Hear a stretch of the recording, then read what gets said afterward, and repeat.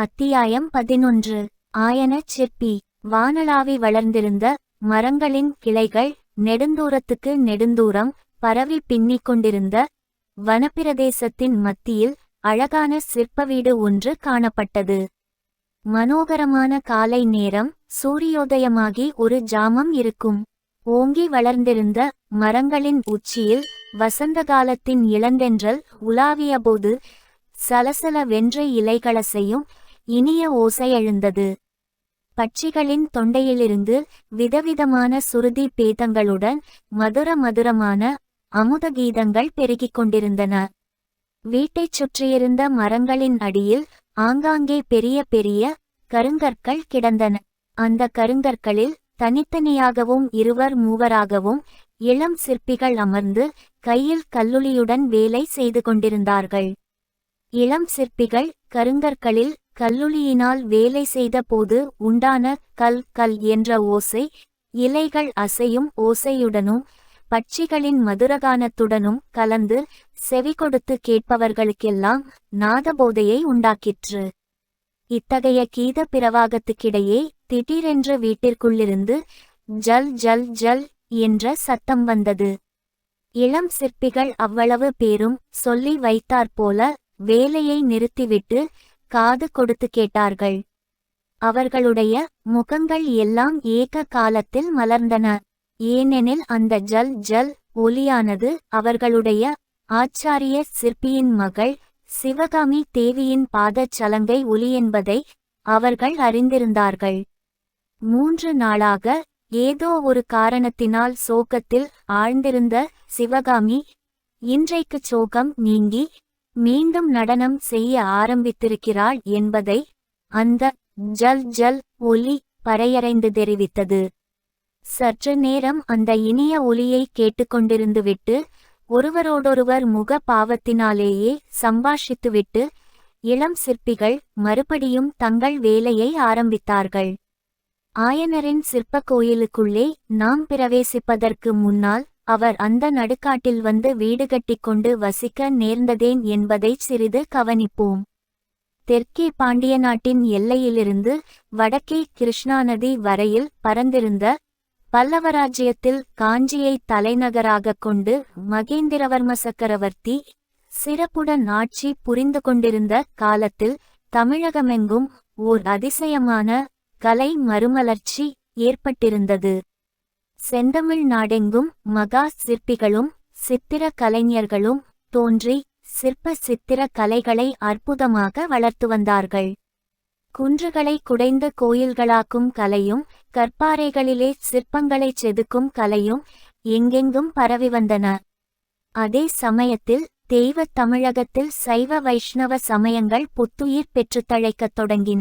சிவனடியார்களும் வைஷ்ணவ பெரியார்களும் ஸ்தலயாத்திரை என்ற வியாஜத்தில் தேசமெங்கும் பிரயாணம் செய்து சைவ வைஷ்ணவ சமயங்களை பரப்பி வந்தார்கள்.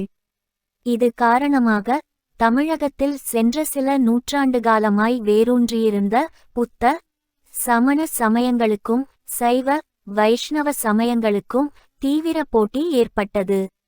அந்தந்த சமய தத்துவங்களை பற்றிய விவாதங்கள் எங்கே பார்த்தாலும் காரசாரமாக நடந்து கொண்டிருந்தன. மேற்படி சமய போட்டியானது கலைத்துறையில் மிகுதியாக காணப்பட்டது. ஒவ்வொரு சமயத்தினரும் தங்கள் சமயத்தையொட்டிய கலைகளை வளர்க்க முயன்றார்கள். சைவ வைஷ்ணவர்கள் சிவன் கோயில்களையும் பெருமாள் கோயில்களையும் நாடெங்கும் நிர்மாணிக்க விரும்பினார்கள். புத்தர்களும் சமணர்களும் எங்கெங்கும் புத்த விஹாரங்களையும் சமண பள்ளிகளையும் நிறுவத் தொடங்கினார்கள். பாறைகளுக்கும் குன்றுகளுக்கும் கூட பெரிய போட்டி ஏற்பட்டது. ஒவ்வொரு மதத்தினரும் இது எங்கள் குன்று எங்கள் பாறை என்று பாத்தியதை கொண்டாடினார்கள்.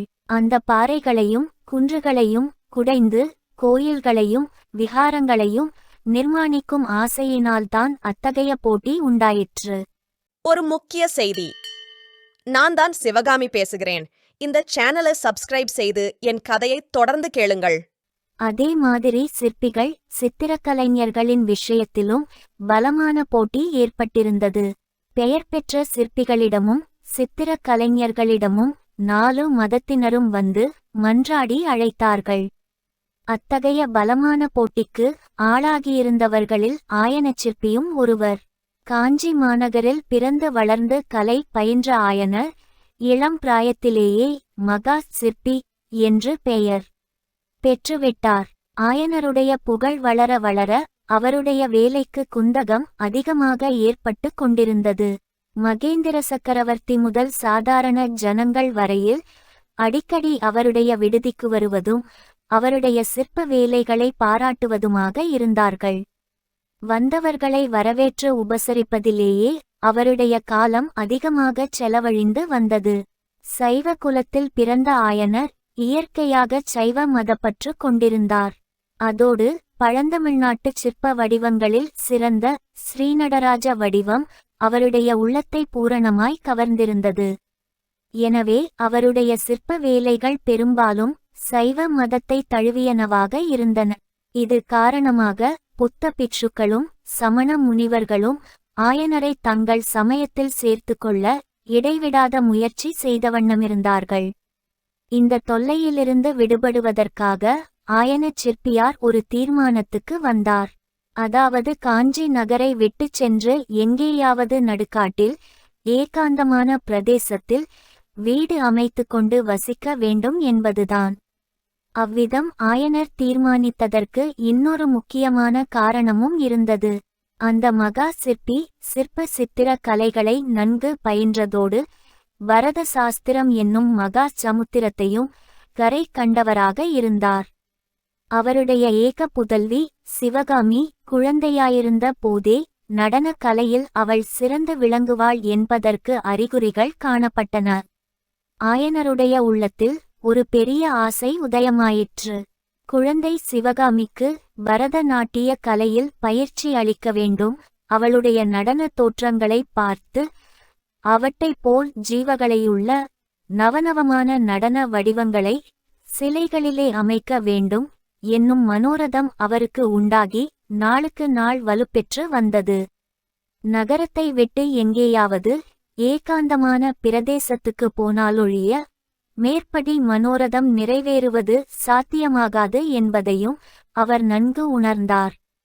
ஆயனர் தமது விருப்பத்தை மகேந்திர சக்கரவர்த்தியிடம் விண்ணப்பித்துக் கொண்டபோது கலைஞர்களுடைய விசித்திர குணாதிசயங்களை நன்கு அறிந்தவரான மகேந்திரபல்லவர் உடனே அவருடைய யோசனைக்கு சம்மதம் அளித்தார். அதற்கு வேண்டிய சௌகரியங்களையும் செய்து கொடுக்க முன்வந்தார். காஞ்சியிலிருந்து ஒரு காத தூரத்தில் ராஜபாட்டையிலிருந்து விலகியிருந்த அடர்ந்த வனப் பிரதேசம் ஒன்றை ஆயனர் தேர்ந்தெடுத்து அங்கே வீடு கட்டிக் கொண்டு குழந்தை சிவகாமியுடனும் பதியை இழந்திருந்த தம் தமக்கையுடனும் வசிக்கலானார்.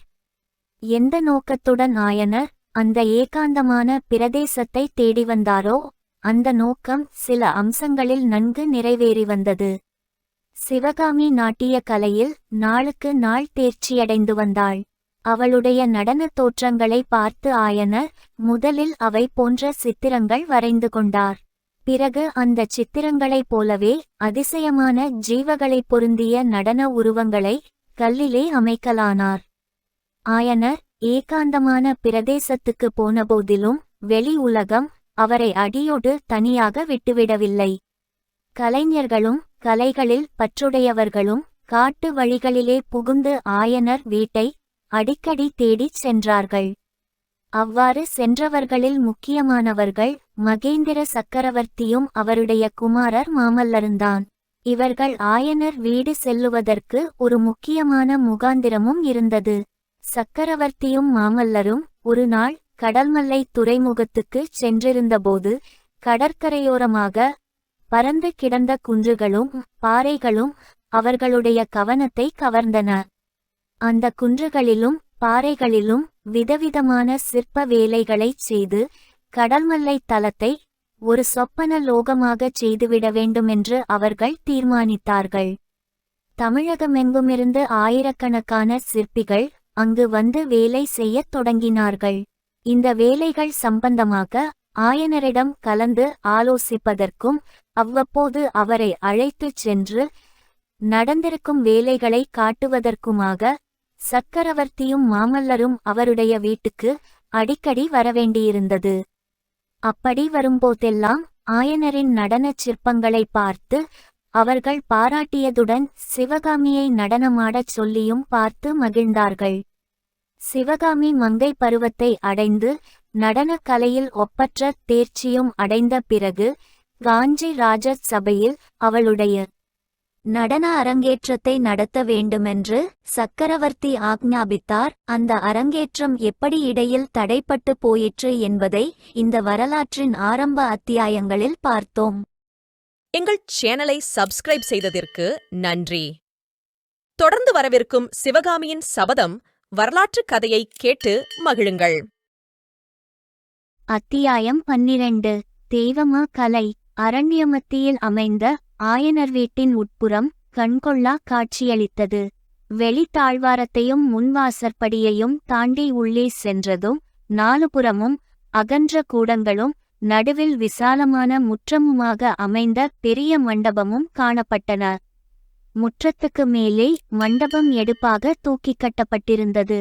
கூடங்களின் ஓரங்களில் சிற்ப வேலைப்பாடு அமைந்த தூண்கள் நின்றன. அவை மேல் மண்டபத்தை தாங்குவதற்காக நின்றனவோ அல்லது அலங்காரத்துக்காக நின்றனவோ என்று சொல்ல முடியாமல் இருந்தது. நாலு புறத்துச் சுவர்களிலும் விதவிதமான வர்ணங்களில் அழகழகான சித்திரங்கள் காணப்பட்டன.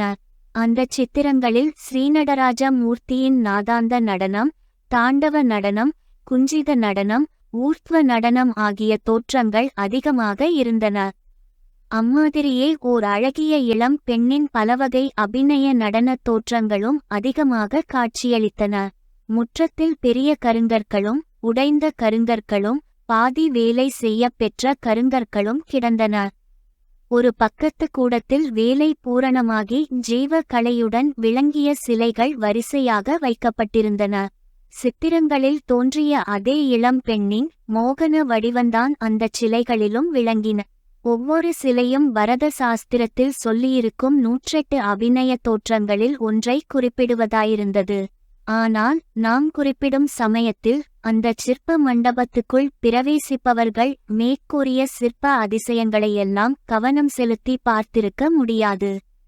அவர்களுடைய கருத்தையும் கண்களையும் அம்மண்டபத்தின் ஒரு பக்கத்து கூடத்தில் தோன்றிய காட்சி பூரணமாக கவர்ந்திருக்கும்.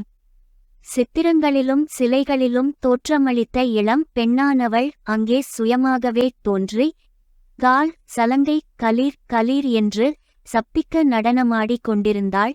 அவளுக்கெதிரே சற்று தூரத்தில் ஆயனச் சிற்பியார் உட்கார்ந்து கண்கொட்டாத ஆர்வத்துடன் பார்த்து கொண்டிருந்தார். பார்த்து கொண்டிருந்தவர் திடீரென்று நில் என்றார். அந்த க்ஷணமே சிவகாமியும் ஆட்டத்தை நிறுத்தி அப்போது நின்ற நிலையிலேயே அசையாமல் நின்றாள்.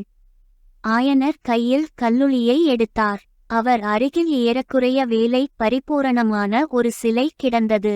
அதன் கண்புருவத்தின் அருகே ஆயனர் கல்லுளியை வைத்து லேசாக தட்டினார்.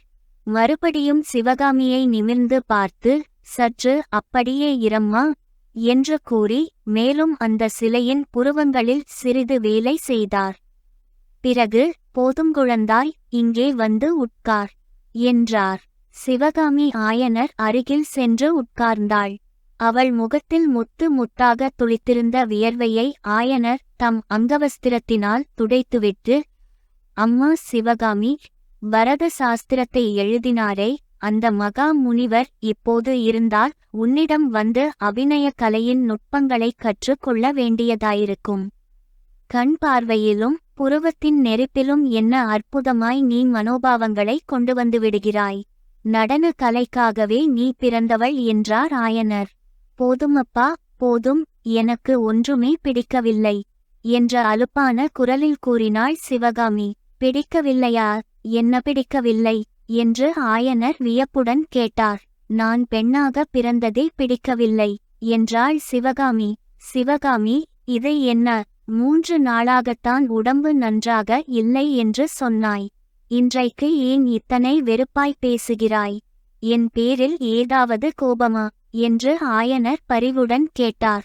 உங்கள் பேரில் எனக்கென்ன கோபமப்பா? பரத சாஸ்திரம் என்று ஒன்றை எழுதினாரே, அந்த முனிவரின் பேரில்தான் கோபம். எதற்காக இந்த கலையை கற்றுக்கொண்டோம் என்றிருக்கிறது என்று கூறி பெருமூச்சு விட்டாள் சிவகாமி. ஆஹா, என்ன வார்த்தை சொன்னாய்! வரத முனிவரின் பேரில் கோபமா? சிவகாமி, நிருத்திய கலையில் நீ அபூர்வமான தேர்ச்சியடைந்திருக்கிறாய். ஆனால் அந்த கலையின் பெருமையை நீ உணரவில்லை. நிருத்திய கலைதான் மற்ற எல்லா கலைகளுக்கும் அடிப்படை சிவகாமி. அதனாலேதான் இதை தெய்வமா கலை என்றும் பிரம்மதேவர் பரத முனிவருக்கு அருளிய நாட்டிய வேதம் என்றும் சொல்கிறார்கள். நிருத்திய கலையிலிருந்துதான் சித்திரக்கலை உண்டாயிற்று. அதிலிருந்துதான் சிற்பக்கலை வளர்ந்தது. இசை கலைக்கும் நிருத்திய கலைதான் ஆதாரம். வரத சாஸ்திரம் அறியாதவர்கள் சங்கீதத்தின் ஜீவதத்துவத்தை அறிய முடியாது. அம்மா, அன்றைக்கு ருத்ராச்சாரியாரே இதை ஒப்புக்கொண்டு விட்டார். யார் அந்த ருத்ராச்சாரியார்? சக்கரவர்த்திக்கு பக்கத்தில் பெரிய வெள்ளை தாடியோடு உட்கார்ந்திருந்தாரே, அவரா? ஆம், அவர்தான் நமது மகேந்திர சக்கரவர்த்தியின் சங்கீத ஆசிரியர். சங்கீதத்தை பற்றி சாஸ்திரம் எழுதியிருக்கிறார். இப்போது கிழவருக்கு வயது அதிகமாகிவிட்டது. இருந்தாலும் தடியை ஊன்றிக்கொண்டு உன்னுடைய அரங்கேற்றத்துக்கு வந்திருந்தார். உன்னுடைய ஆட்டத்தை பார்த்து பிரமித்துப் போய்விட்டார். சபை கலைந்தவுடனே அவர் என்னை கூப்பிட்டு, உன் மகள் நன்றாயிருக்க வேண்டும், அவள்தான் இன்று என் குருட்டு கண்களை திறந்து ஒரு முக்கியமான உண்மையை உணரச் செய்தாள். நான் சங்கீத சாஸ்திரம் எழுதியிருக்கிறேனே, அதெல்லாம் சுத்தத் தவறு. வரத சாஸ்திரம் பயிலாமல் நான் சங்கீதத்தை பற்றி எழுதியதே பெரும் பிசகு என்று சொன்னார். சங்கீத மகாசாகரமாகிய ருத்ராச்சாரியாரே இவ்வாறு சொல்லுகிறதென்றால், அப்பா, யார் என்ன சொன்னால் என்ன, எனக்கு என்னமோ ஒன்றும் பிடிக்கவில்லை. வரத, சங்கீதம், சிற்பம், சித்திரம் இவற்றினாலெல்லாம் உண்மையில் என்ன பிரயோஜனம்? சிவகாமி, நீதானா கேட்கிறாய் கலைகளினால் என்ன பிரயோஜனம் என்று? மகளே, நான் கேட்கிறதற்கு விடை சொல். வசந்த காலத்தில் மரங்களும் செடிகளும் பூத்து குலுங்குவதனால் என்ன பிரயோஜனம்? பௌர்ணமி இரவில் பூர்ண சந்திரன் பால் நிலவை பொழிகிறதே, அதனால் என்ன உபயோகம்? மயில் ஆடுவதனாலும் குயில் பாடுவதனாலும் யாது பயன்? கலைகளின் பயனும் அவை போன்றதுதான். கலைகளை பயில்வதிலேயே ஆனந்தம் இருக்கிறது. அந்த ஆனந்தத்தை நீ அனுபவித்ததில்லையா? இன்றைக்கு ஏன் இப்படி பேசுகிறாய் அம்மா? சிவகாமி மறுமொழி சொல்லாமல் எங்கேயோ பார்த்தவண்ணம் இருந்தாள். காதளவு நீண்ட அவளுடைய கரிய கண்களில் முத்துப்போல் இரு கண்ணீர் துளிகள் துளித்து நின்றன. இதை பார்த்த ஆயனர் திடுக்கிட்டவராய் சற்று நேரம் சிந்தனையில் ஆழ்ந்திருந்தார். பிறகு சிவகாமியின் கூந்தலை அருமையுடன் தடவி கொடுத்தவண்ணம் கூறினார், அம்மா, எனக்கு தெரிந்து உன்னை அறியா பிராயத்து சிறு குழந்தையாகவே நான் இன்னமும் எண்ணிக்கொண்டிருக்கிறேன். அது தவறுதான். உனக்கு பிராயம் வந்து உலகம் தெரிந்து விட்டது.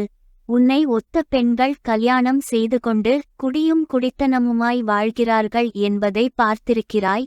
உன் அன்னை உயிரோடு இருந்திருந்தால் இத்தனை நாளும் உனக்கு கல்யாணம் செய்து வைக்கும்படி என் பிராணனை வாங்கியிருப்பாள்.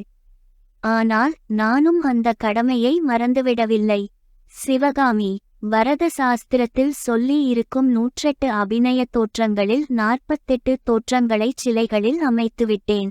இன்னும் 60 சிலைகள் அமைந்தவுடனே உனக்கு தக்க மணாளனை தேடி கல்யாணம் செய்து கொடுத்துவிட்டு மறுகாரியம் பார்ப்பேன். இவ்விதம் ஆயனர் சொன்னபோது சிவகாமி கண்களை துடைத்து கொண்டு அவரை நிமிர்ந்து பார்த்து, கல்யாண பேச்சை எடுக்க வேண்டாம் என்று எத்தனை தடவை சொல்லியிருக்கிறேன். அப்பா, எனக்கு கல்யாணமும் வேண்டாம், ஒன்றும் வேண்டாம். உங்களை தனியாக விட்டுவிட்டு நான் போவேனா? அத்தகைய கிராதகி அல்ல நான் என்றாள். உண்மை என்னவென்றால், சிவகாமியை கல்யாணம் பண்ணிக் கொடுப்பதில் ஆயனருக்கு அந்தரங்கத்தில் விருப்பம் கிடையாது. குழந்தை பிராயத்திலிருந்து அவளை கண்ணுக்கு கண்ணாக வளர்த்தவர் அவர். கல்வியும் கலையும் பயில்வித்தவர் அவர். பெண்ணை விட்டு பிரிந்து ஒரு நிமிஷங்கூட தாம் உயிர் வாழ முடியாது என்று ஆயனர் எண்ணினார். ஆனாலும் என்றைக்காவது ஒரு நாள் அவளை கல்யாணம் செய்து கொடுத்துத்தானேயாக வேண்டும் என்னும் நினைவு அடிக்கடி அவர் மனத்தில் உறுத்திக் கொண்டிருந்தது. எனவே சிவகாமியின் கல்யாணத்தை பற்றி அவர் சில சமயம் பிரஸ்தாபிப்பது உண்டு. அப்போதெல்லாம் சிவகாமி எனக்கு கல்யாணம் வேண்டாம் என்று மறுமொழி கூறுவதை கேட்பதில் அவருக்கும் மிகவும் ஆனந்தம். இன்றைக்கும் சிவகாமியின் மறுமொழி ஆயனருக்கு ஆறுதலை அளித்தது. எனினும் அவர் மேலும் தொடர்ந்து, அதெப்படி சிவகாமி, மணம் செய்து கொடுக்காமலே நான் உன்னை என் வீட்டிலேயே வைத்து கொண்டிருந்தால் நன்றாயிருக்குமா? உலகம் ஒப்புக்கொள்ளுமா? ஒரு தகுந்த பிள்ளையாக பார்த்து கல்யாணம் பண்ணி கொடுக்க வேண்டியதுதான்.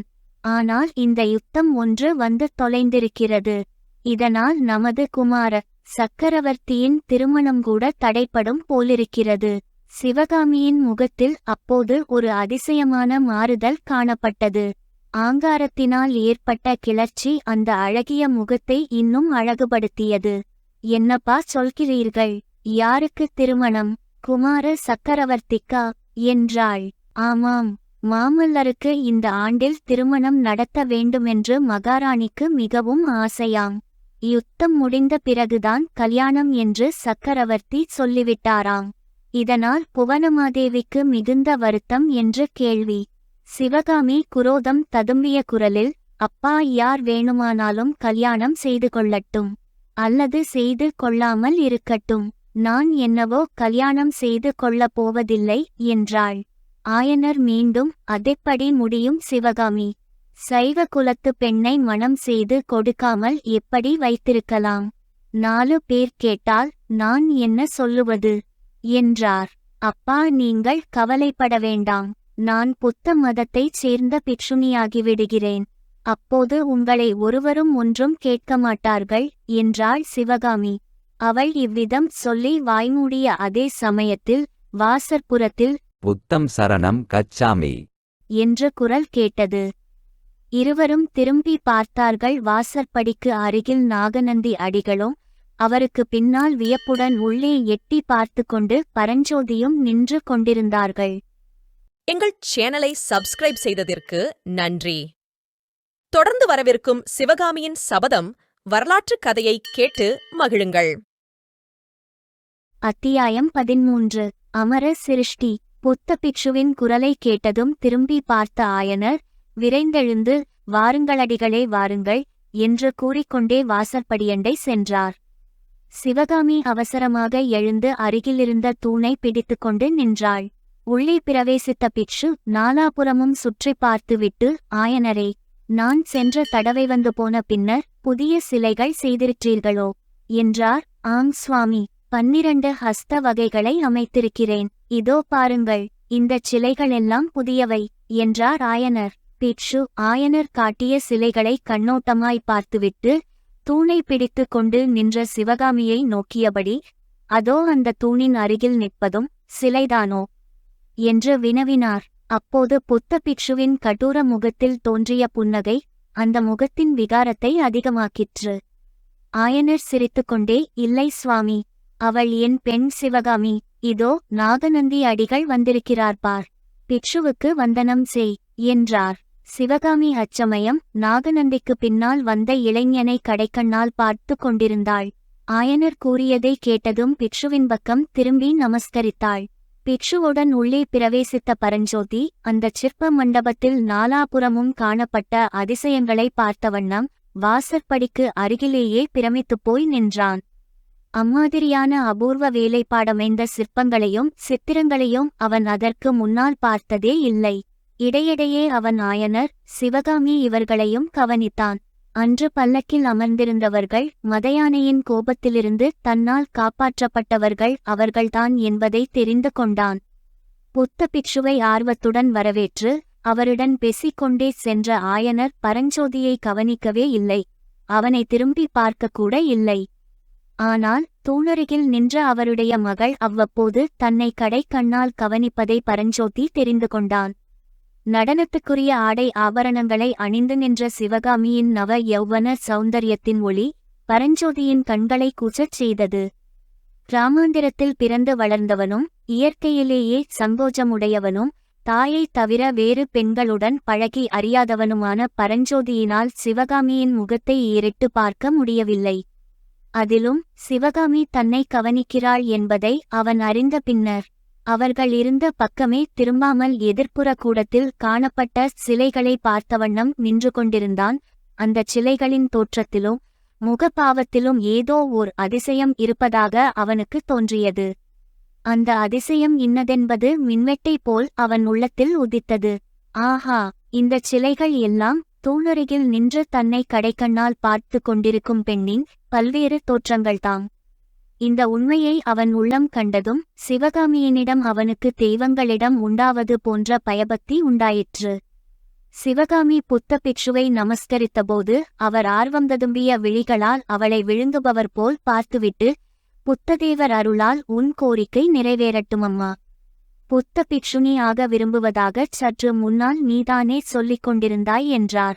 இந்த ஆசி மொழியானது சிவகாமிக்கு அருவருப்பை உண்டாக்கியது என்று அவள் முகபாவத்தில் தெரிந்தது. ஆயனருக்கும் அது பிடிக்கவில்லை என்பது அவருடைய வார்த்தைகளில் வெளியாயிற்று. அடிகளே, குழந்தை ஏதோ வேடிக்கையாகச் சொல்லிக் கொண்டிருந்தாள். 4 நாளைக்கு முன்னால் காஞ்சியில் சிவகாமியின் அரங்கேற்றம் நடந்தது. ஆனால் தாங்கள் அதற்கு இல்லாமல் போய்விட்டீர்களே என்றார் ஆயனர். எல்லாம் கேள்விப்பட்டேன், அரங்கேற்றமும் அதற்கு பின்னால் நடந்தவை எல்லாமும் அறிந்து கொண்டேன். உங்களுக்கு பெரிய ஆபத்து வந்ததாமே, மதயானையின் கோபத்துக்கு தப்பினீர்களாமே என்றார் பிக்ஷு. ஆம் சுவாமி, ஏதோ தெய்வத்தின் அருள் இருந்தபடியால் தப்பிப் பிழைத்தோம். தங்களுக்கு நேரம் இருக்கிறதல்லவா, இன்று பிக்ஷு இங்கேயே வைத்துக் கொள்ள வேண்டும் என்று கூறி ஆயனர் பிக்ஷுவின் முகத்தை ஏறிட்டு பார்த்தார். ஆஹா, எனக்கு சாவகாசந்தான் இன்றைக்கு தங்கள் கிருஹத்திலே பிக்ஷை என்று எண்ணிக் கொண்டுதான் வந்தேன். தங்களுக்கு அதிகச் சிரமம் இல்லாவிட்டால் என்று பிக்ஷு கூறுவதற்குள், சிரமமா, என்னுடைய பாக்கியம் என்றார் ஆயனர். முற்றத்தில் கிடந்த 2 பெரிய கற்களில் இருவரும் எதிர் எதிராக அமர்ந்தார்கள். அம்மா சிவகாமி, நீயும் உட்காரலாமே, அடிகளுக்கு கலைகளில் அபார பிரேமை தெரியுமோ என்று ஆயனர் கூறிவிட்டு பிக்ஷுவை பார்த்துச் சற்று மெதுவான குரலில், அடிகளே, அஜந்தா சித்திரங்களைப் பற்றி ஏதாவது தகவல் வந்ததா என்று கேட்டார். அப்போது அவருடைய முகத்தில் அளவிடக்கூடாத ஆர்வம் தோன்றியது. ஆயனர் உட்காரச் சொல்லியும் சிவகாமி உட்காரவில்லை. தூணை பிடித்துக்கொண்டே நின்றாள். ஒரு முக்கிய செய்தி. நான் தான் சிவகாமி பேசுகிறேன். இந்த சேனலை சப்ஸ்கிரைப் செய்து என் கதையை தொடர்ந்து கேளுங்கள். அவளுடைய கவனம் இவர்களுடைய பேச்சில் இருந்தபோதிலும் இடையிடையே கண்கள் பரஞ்சோதியையும் கவனித்தன. புத்த பிக்ஷு ஆயனரின் கேள்விகளுக்கு மறுமொழி சொல்லாமல், ஆயனரே, தெய்வத்தின் சிருஷ்டியைக் காட்டிலும் தங்களுடைய சிருஷ்டியே மேல் என்று எனக்கு தோன்றுகிறது என்றார். சுவாமி என்று ஆயனர் மறுமொழி சொல்ல ஆரம்பித்தபோது பிக்ஷு அதற்கு இடங்கொடாமல் தொடர்ந்து சொன்னார். நான் முகஸ்துதி செய்யவில்லை ஆயனரே, உண்மையைச் சொல்லுகிறேன். தெய்வத்தின் சிருஷ்டி அழிந்து போகக்கூடியது. இந்த மனித உடம்புக்கு 100 வயதுக்கு மேல் கிடையாது. நரை, திரை, மூப்பு துன்பங்கள் மனித தேகத்துக்கு உண்டு. ஆனால் நீர் அமைத்திருக்கிறீரே இந்த அற்புதச் சிலைகள், இவற்றுக்கு அழிவே இல்லையல்லவா? நரை, திரை, மூப்பு துன்பம் இந்தச் சிலைகளை அணுகாவல்லவா? கல்லால் அமைந்த இந்தச் சிலைகளில் விளங்கும் ஜீவகளை 1000 வருஷங்கள் ஆனபோதிலும் மங்காமல் பிரகாசிக்குமல்லவா? உம்முடைய சிருஷ்டி தெய்வ சிருஷ்டியைக் காட்டிலும் மேல் என்பதில் சந்தேகம் என்ன? இதையெல்லாம் கேட்ட ஆயன சிற்பியின் முகத்தில் கலை ஞானத்தின் கர்வம் தாண்டவமாடியது. அடிகளே, தாங்கள் சொல்லும் பெருமை எல்லாம் சிவகாமிக்கே சேரும். நடன கலையில் அவள் இவ்வளவு அற்புத தேர்ச்சி அடைந்திராவிட்டால் இந்தச் சிலை வடிவங்களை நான் எப்படி அமைத்திருக்க முடியும்? ஆஹா, குழந்தையின் அரங்கேற்றத்துக்கு நீங்கள் இல்லாமல் போய்விட்டீர்களே. ருத்ராச்சாரியார் பிரமித்து ஸ்தம்பித்து நின்றுவிட்டார். அன்றைக்கு 2 பேர் இல்லாமல் போனதாலேதான் எனக்கு வருத்தம். தாங்களும் இல்லை, நாவுக்கரசர் பெருமானும் இல்லை. ஆமாம் ஆயனரே, நாவுக்கரசர் சிவகாமியின் அரங்கேற்றத்தின் போது இருந்திருந்தால் ரொம்பவும் குதூகலமடைந்திருப்பார். முக்கியமாக சக்கரவர்த்தியின் மத்தவிலாசத்திலிருந்து எடுத்து அபிநயம் செய்த கட்டத்தை ரொம்பவும் ரசித்திருப்பார் நாவுக்கரசர். மதுபானம் செய்த புத்த பிக்ஷுவும் காபாலிகனும் சண்டையிட்ட இடம் வெகு ரசமாக இருந்திருக்குமே. ஆயனரின் முகம் சிறிது சுருங்கிற்று. சுவாமி, ஹாசிய ரசத்தை காட்டுவதற்காக அந்த விஷயத்தை சிவகாமி எடுத்து கொண்டாள். மற்றபடி அவளுக்கு மகான்களாகிய புத்த பிக்ஷுக்களை பரிகசிக்கும் எண்ணம் கொஞ்சமும் இல்லை என்றார். மகா ரசிகரும் சகல கலைகளிலும் வல்லவருமான மகேந்திரவர்ம சக்கரவர்த்தி ஜைனராயிருந்தபோது மத்தவிலாசம் என்னும் ஹாசிய நாடகத்தை இயற்றியிருந்தார். அதில் காபாலிகர்களும் புத்த பிக்ஷுக்களும் பெருங்கேலிக்கு உள்ளாக்கப்பட்டிருந்தார்கள். அந்த நாடகத்தில் ஒரு பகுதியை சிவகாமி அபிநயத்துக்கு விஷயமாக எடுத்து கொண்டிருந்தாள். அதை குறித்துத்தான் மேற்கண்ட பேச்சு நடந்தது. பின்னர் பிக்ஷு சொன்னார். வாஸ்தவந்தான். ஹாஸ்ய ரசத்தை அபிநயித்து காட்ட மிகவும் பொருத்தமான சம்பவம். காபாலிகன் புத்த பிக்ஷுவின் தலைக்குடுமியை பிடிக்க பார்த்து மொட்டை தலையை தடவி விட்டு கீழே விழும் கட்டத்தில் ஹாஸ்ய ரசம் ததும்பியிருக்கும். ஆனால் சபையோர் சிரித்து முடிவதற்குள்ளே ஏதோ யுத்தத்தை பற்றிய செய்தி வந்து சக்கரவர்த்தி எழுந்து சென்று விட்டாராமே. சபையும் கலைந்துவிட்டதாமே. ஆமா, அதுதான் சற்று மன கிலேசத்தை அளித்தது. அதனாலேயே சிவகாமி கூட 4 நாளாக உற்சாகமில்லாமல் இருந்தாள். அரங்கேற்றத்துக்கு பிறகு இன்றைக்குத்தான் மறுபடியும் காலில் சதங்கை கட்டி கொண்டாள். அடிகளே, யுத்தம் எதற்காக வருகிறது? எதற்காக ஜனங்கள் ஒருவரையொருவர் கொண்டு சாக வேண்டும் என்றார் ஆயனர். ஆயனரே, அந்த கேள்வியை ஏழை பிக்ஷுவாகிய என்னிடம் கேட்டு என்ன பிரயோஜனம்? உலகத்திலுள்ள திரிபுவன சக்கரவர்த்திகளையும் குமார சக்கரவர்த்திகளையும் மகாராஜாக்களையும் யுவராஜாக்களையும் சிற்றரசர்களையும் படைத்தலைவர்களையும் கேட்க வேண்டும். கொலையும் கொடூரமும் நிறைந்த இந்த உலகத்தில் புத்த பகவான் அவதரித்து அன்பு மதத்தை பரப்பினார். அதற்காக பிக்ஷுக்களின் சங்கத்தையும் ஸ்தாபித்தார். அந்த புத்த பிக்ஷுக்களை ராஜ சபைகளில் பரிகசித்துச் சிரிக்கும் காலம் இது. யுத்தம் ஏன் வருகிறது என்று என்னை கேட்டு என்ன பயன்? அந்த பொல்லாத புத்த பிக்ஷுவிடம் பேச்சு யுத்தத்தில் அகப்பட்டு கொண்டு தன் தந்தை திணறுவதைச் சிவகாமி அறிந்தாள். அவளுடைய கண்களில் கோபக்கனல் வீசிற்று. அவள், அப்பா, புத்த பகவான் அன்பு மதத்தையும் அஹிம்சா தர்மத்தையும் உபதேசித்தது உண்மைதான். ஆனால் இந்த காலத்தில் அந்த புத்த பகவானுடைய பெயரைச் சொல்லிக் கொண்டு போலி பிக்ஷுக்கள் தோன்றி மக்களை வஞ்சித்து ஏமாற்றி வருகிறார்கள். அதனால்தான் யுத்தம் முதலிய விபரீதங்கள் வருகின்றன என்றாள். ஆயனருக்கு இதேதடா வம்பு என்று தோன்றியது. அங்கிருந்து சிவகாமியை எப்படியாவது அனுப்பிவிட எண்ணி அவளை இரக்கம் தோன்ற பார்த்து, குழந்தாய் சிவகாமி, நீ வேணுமானால் உள்ளே அத்தையிடம் சென்று என்று ஏதோ சொல்ல ஆரம்பித்தார். அதற்குள் நாகநந்தி, ஆயனரே, நான் தோற்றேன். சிவகாமி மிகவும் புத்திசாலி. அவள் சொல்லியதில் ரொம்பவும் உண்மை இருக்கிறது என்றார். அவருடைய கடூர முகத்தில் மறுபடியும் ஒரு கண நேரம் விசித்திரமான புன்னகை காணப்பட்டது. பேச்சை வேறு வழியில் திருப்பியாக வேண்டுமென்று கருதி ஆயனர் சுற்றுமுற்றும் பார்த்தார். அப்போது அவருடைய பார்வை மண்டபத்தின் இன்னொரு பக்கத்தில் சிலைகளையும் சித்திரங்களையும் பார்த்து கொண்டு நின்ற பரஞ்சோதியின் மேல் விழுந்தது. சுவாமி, அந்த பிள்ளை யார்? உங்களுடைய சீடனா என்று கேட்டார் ஆயனர். எங்கள் சேனலை சப்ஸ்கிரைப் செய்ததற்கு நன்றி. தொடர்ந்து வரவிருக்கும் சிவகாமியின் சபதம் வரலாற்று கதையை கேட்டு மகிழுங்கள். அத்தியாயம் 14. தாமரை குளம். தன்னை பற்றி பேசுகிறார்கள் என்பது காதில் விழுந்ததும் பரஞ்சோதி அவர்கள் இருந்த பக்கம் திரும்பி பார்த்தான். அதே சமயத்தில் புத்த பிக்ஷு, என்னுடைய சீடன் இல்லை ஆயனரே, தங்களுடைய சீடனாகப் போகிறவன். பரஞ்சோதி, இங்கே வா என்றார். பரஞ்சோதி அவர்களருகில் நெருங்கி வந்தான். அப்போதுதான் அவனை நன்றாகக் கவனித்த ஆயனர் வியப்புடன், யார் இந்த பிள்ளை? எங்கேயோ பார்த்த மாதிரி இருக்கிறது என்றார். அப்பா, உங்களுக்கு தெரியவில்லையா? அன்றைய தினம் மதயானையின் மேல் வேலை எறிந்தாரே, அவர்தான் என்று உற்சாகத்துடன் கூறினாள் சிவகாமி. பரஞ்சோதி நன்றியறிதலுடன் சிவகாமியை ஒரு கணம் ஏறிட்டு பார்த்தான். ஆயனரின் முகத்தில் ஆச்சரியமும் ஆர்வமும் பொங்கின. அப்படியா? அந்த வீர வாலிபனாய் இவன்? என்ன லாவகமாய் வேலை எறிந்தான்! மாமல்லர் கூட அதிசயிக்கும்படி. இவனுக்கு எந்த ஊர்? இத்தனை நாளும் எங்கே இருந்தான்? தங்களை எப்போது சந்தித்தான்? என்று சரமாரியாக ஆயனர் கேள்விகளை அடுக்கினார். சாதாரணமாக ஆயனர் தாம் ஈடுபட்டுள்ள கலைகளின் விஷயத்தை தவிர வேறெதிலும் இவ்வளவு ஆர்வம் காட்டி பேசுவதில்லை.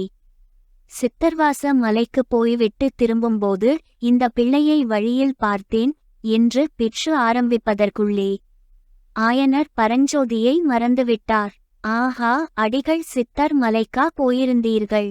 அங்கேயுள்ள சித்திர அதிசயங்களை பார்த்தீர்களா என்றார்.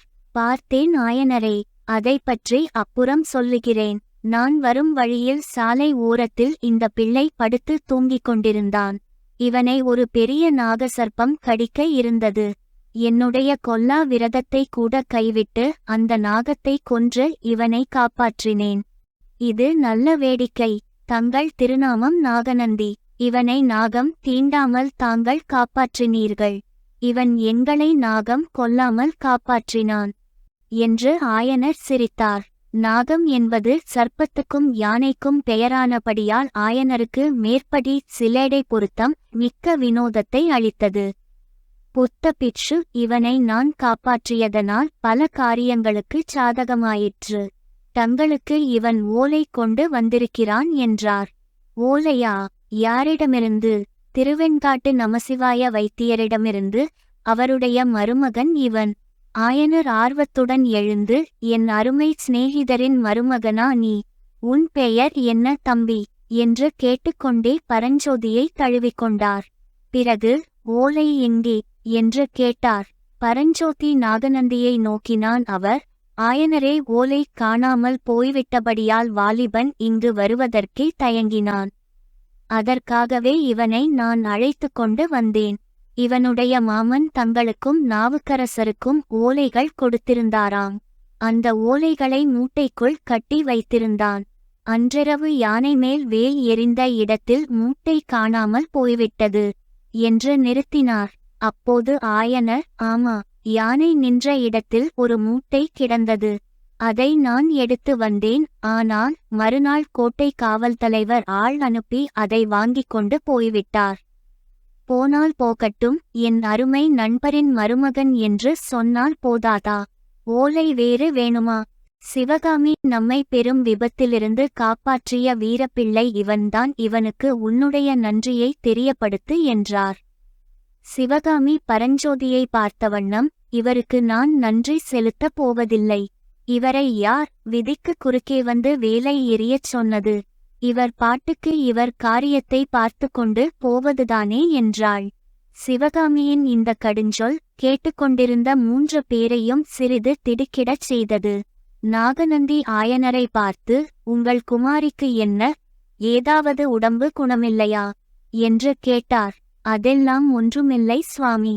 அன்று அரங்கேற்றம் நடுவில் தடைப்பட்டதிலிருந்து அவளுக்கு உற்சாக குறைவு ஏற்பட்டிருக்கிறது. அது ஏதோ அபசகுனம் என்று நினைக்கிறாள்.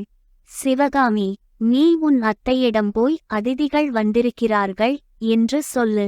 ஆகட்டுமப்பா என்று சொல்லிவிட்டு சிவகாமி அந்த வீட்டின் பின்கட்டை நோக்கிச் சென்றாள்.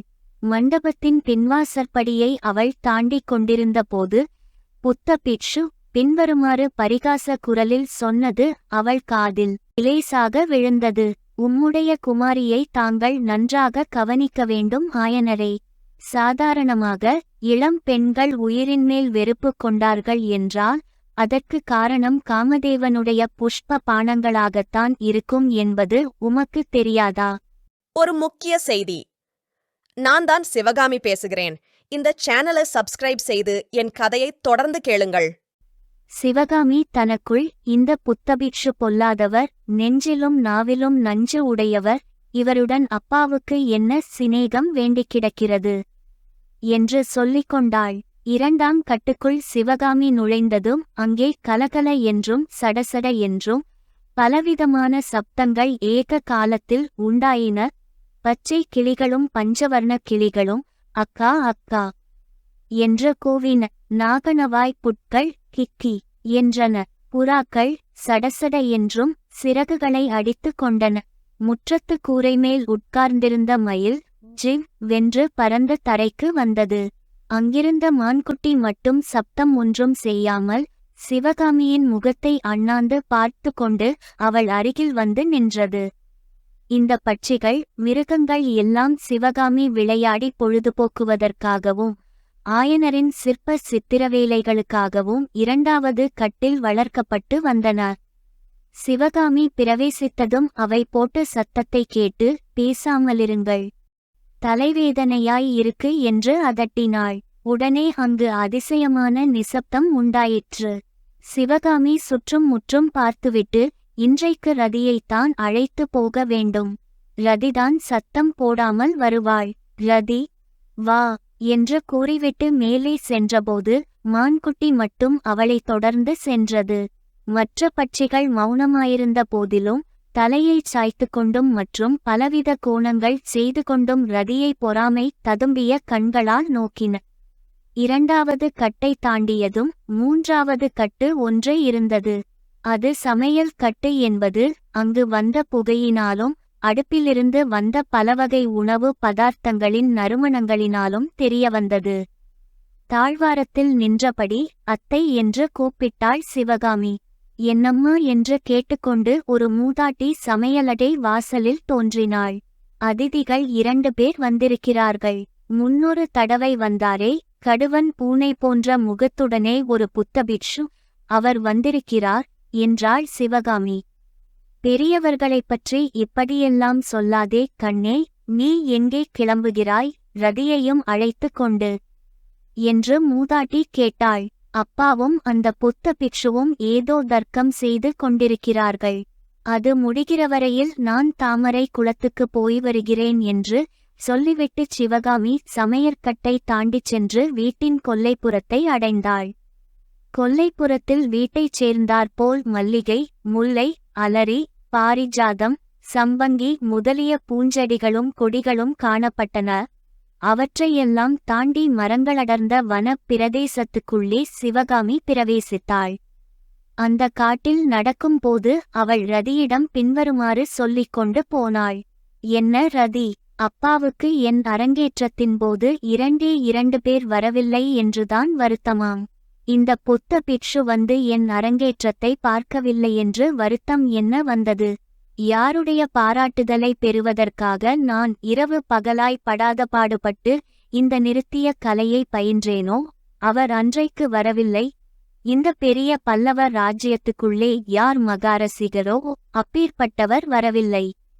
7 வருடங்களுக்கு முந்தி நான் உன்னைப் போல் சிறு குழந்தையாய் இருந்த காலத்தில் எவர் என்னுடன் கைகோத்து நின்று தாமும் நடனமாடுவேன் என்று பிடிவாதம் பிடித்தாரோ, தமக்கும் நடனக் கலை சொல்லிக் கொடுக்கும்படி எவர் என் மோவாய்க்கட்டையை பிடித்து கொண்டு கெஞ்சினாரோ அவர் வரவில்லை.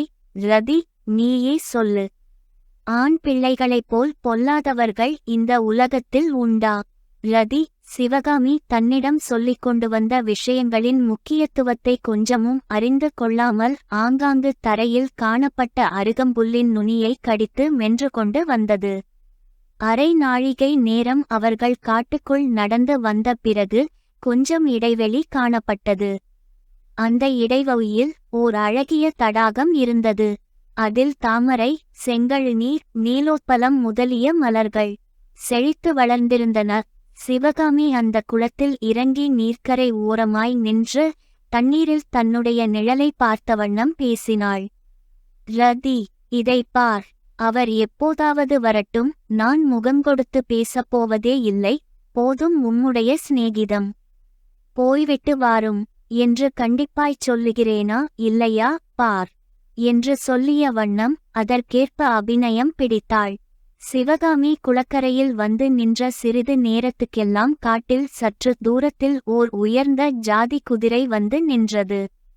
அதன்மேல் வீற்றிருந்த வீரன் சத்தம் செய்யாமல் குதிரை மேலிருந்து இறங்கி தடாகத்தை நோக்கி வந்தான். எங்கள் சேனலை சப்ஸ்கிரைப் செய்ததற்கு நன்றி. தொடர்ந்து வரவிருக்கும் சிவகாமியின் சபதம் வரலாற்றுக் கதையை கேட்டு மகிழுங்கள். அத்தியாயம் 15. ரதியின் தூது. குதிரை வந்த சப்தம் சிவகாமியின் செவியில் விழுந்தது.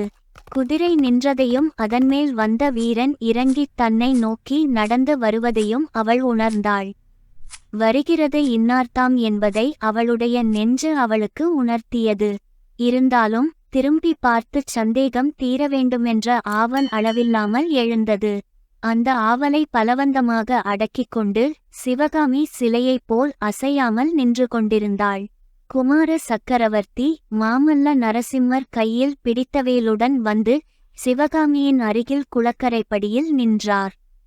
குளத்தின் தெளிந்த நீரில் சிவகாமியின் உருவத்துக்கு பக்கத்தில் நரசிம்மவர்மரின் உருவமும் புலப்பட்டது.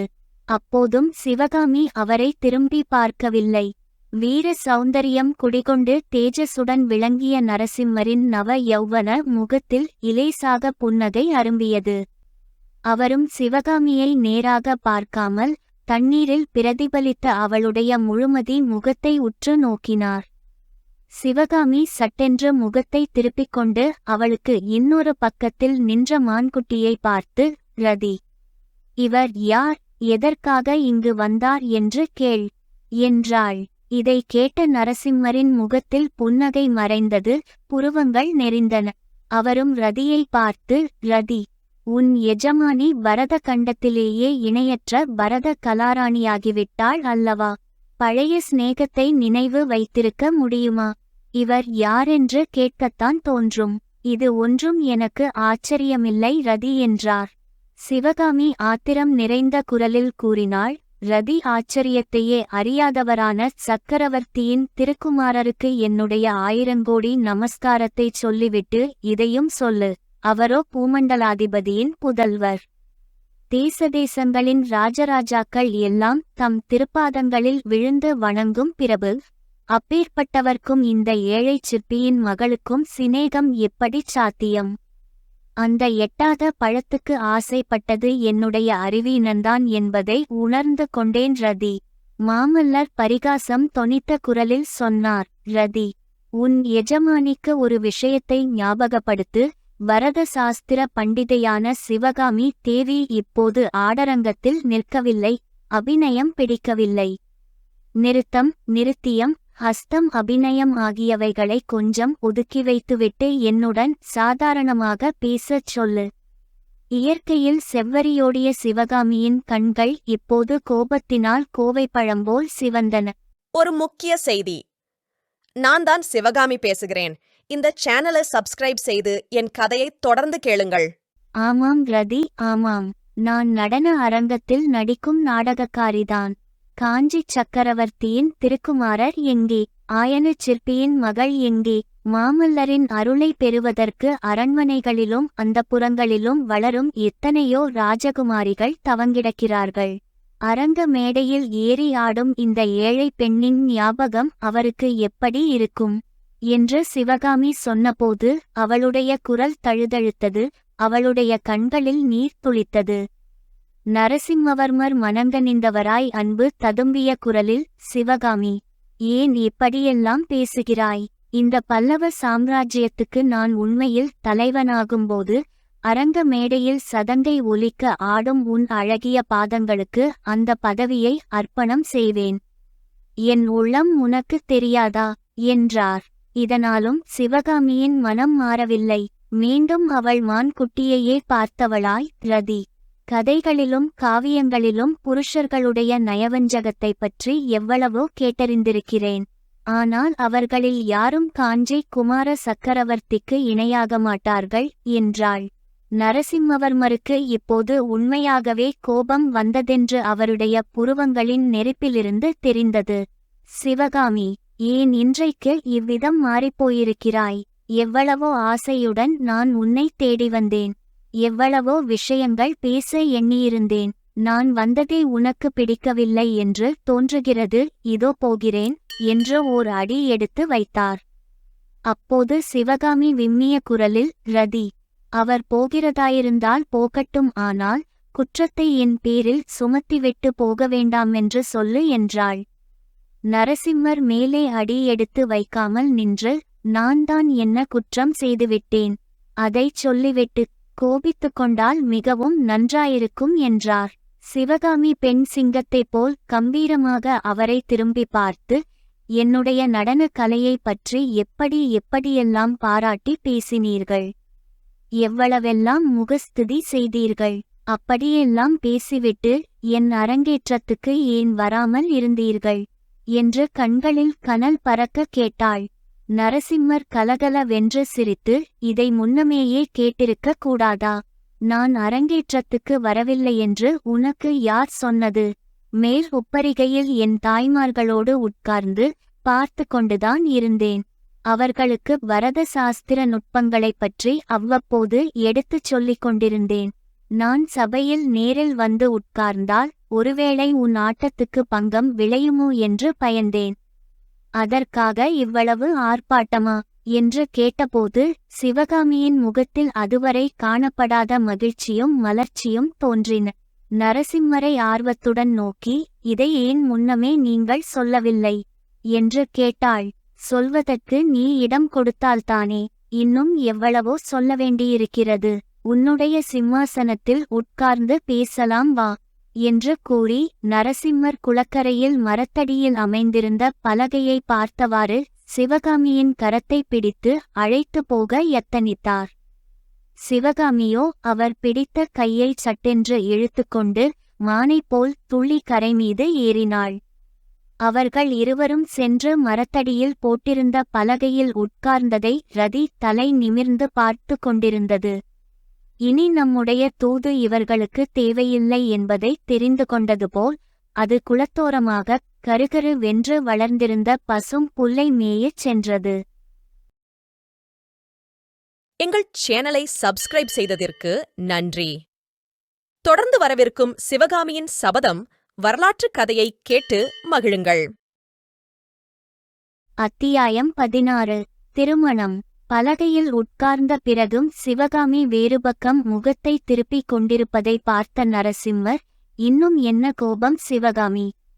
இப்படி நீ பிடிவாதம் பிடிக்கும் பட்சத்தில் என்னிடம் உனக்கு பிரியம் இல்லை என்றுதான் எண்ணிக்கொள்வேன் என்றார். சிவகாமி உடனே திரும்பி நரசிம்மரின் முகத்தை ஏறிட்டு பார்த்து, உங்களுக்கு மட்டும் என்னிடம் பிரியம் இருக்கிறதா?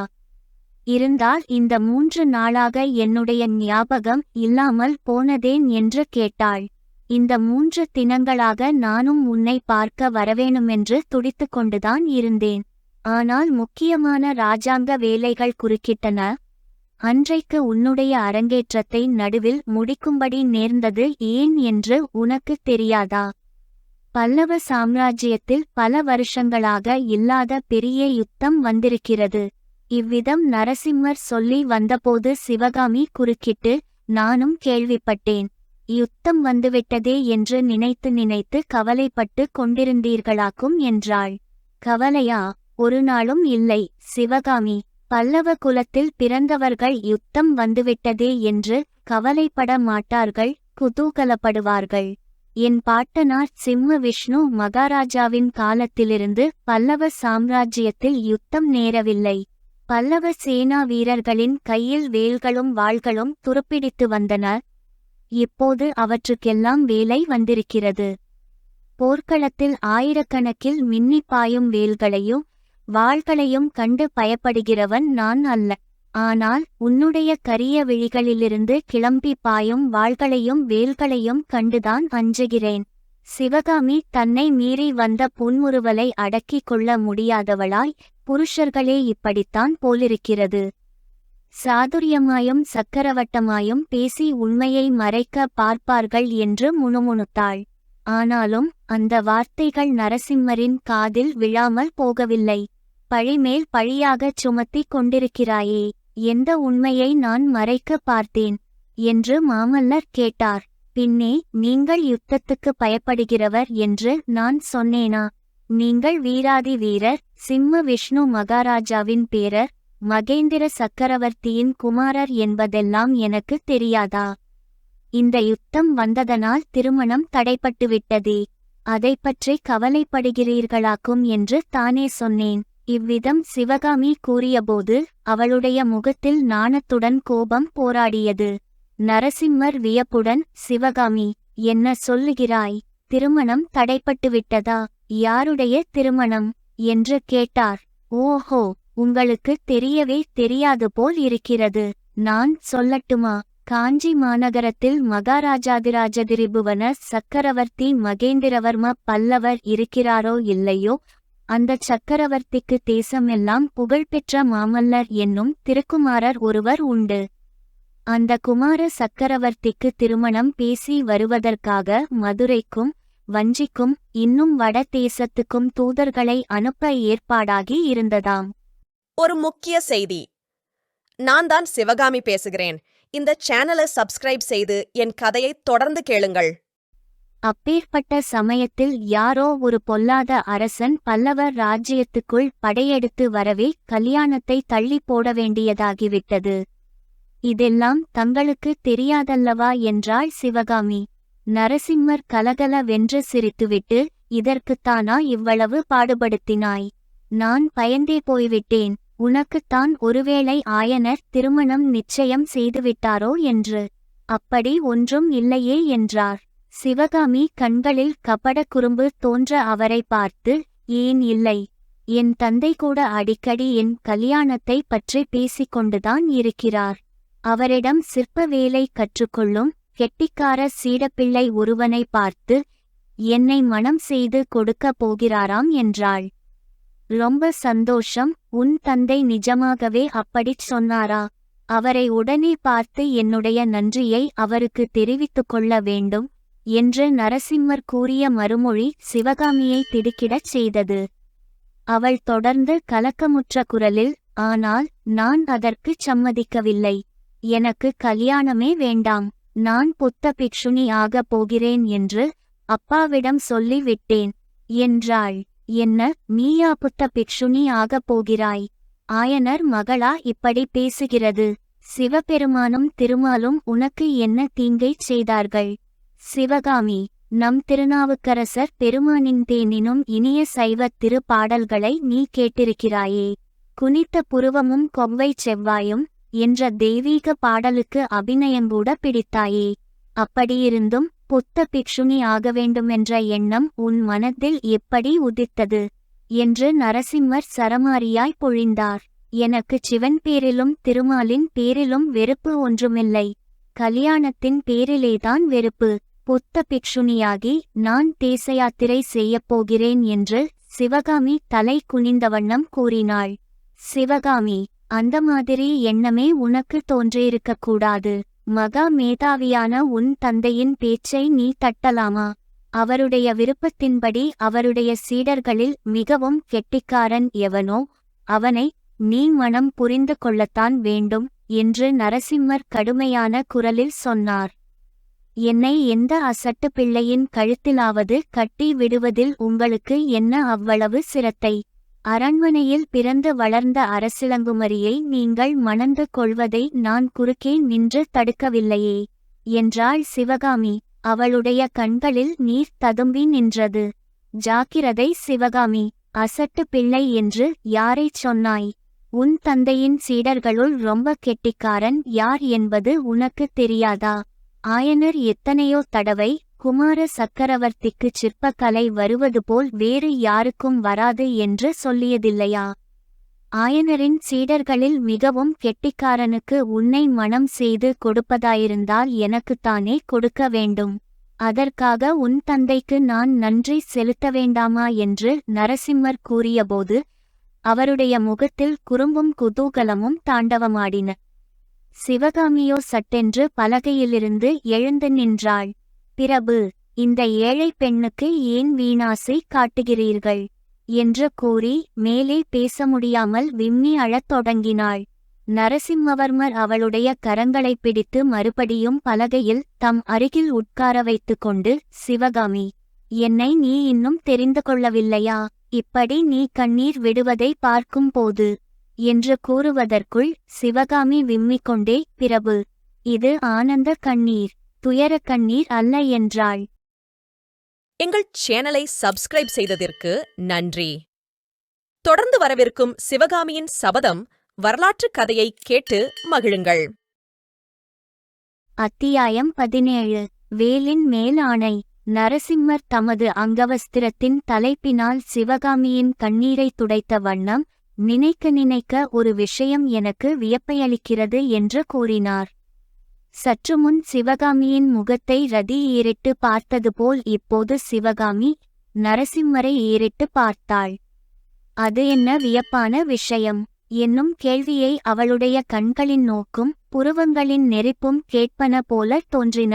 நரசிம்மர் சிவகாமியின் முகத்தை கண்களால் விழுங்கி விடுபவர் போல் பார்த்து கொண்டு கூறினார், 3 வருஷ காலத்திற்குள் உன்னிடம் ஏற்பட்டிருக்கும் மாறுதலைத்தான் சொல்லுகிறேன். உனக்கு ஞாபகம் இருக்கிறதா சிவகாமி? சக்கரவர்த்தியும் நானும் அந்த நாளில் உங்கள் வீட்டுக்கு வருவோம். என்னை கண்டதும் நீ கொஞ்சமும் கூச்சமோ தயக்கமோ இல்லாமல் ஓடி வருவாய். என் கைகளை பிடித்து கரகர வென்று இழுத்து கொண்டு போவாய். நம் இருவருடைய தந்தையரும் ஒரு பக்கம் பேசிக்கொண்டிருக்கும் போது நாம் இன்னொரு பக்கத்தில் கொட்டம் அடிப்போம். சில சமயம் நான் உன்னை எனக்கு பரதநாட்டியம் சொல்லிக் கொடுக்கும்படி கேட்பேன்.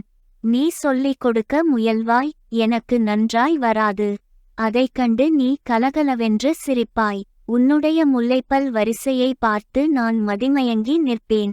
இன்னும் சில சமயம் நாம் இருவரும் ஓடிப்பிடித்து விளையாடுவோம். சில சமயம் ஆயனர் அமைத்த கற்சிலைகளுக்கு மத்தியில் நீயும் ஒரு சிலையைப் போல் அசையாமல் நிற்பாய். நானும் வேண்டுமென்றே உன்னைச் சிலையாக பாவித்துக்கொண்டு மேலே போவேன்.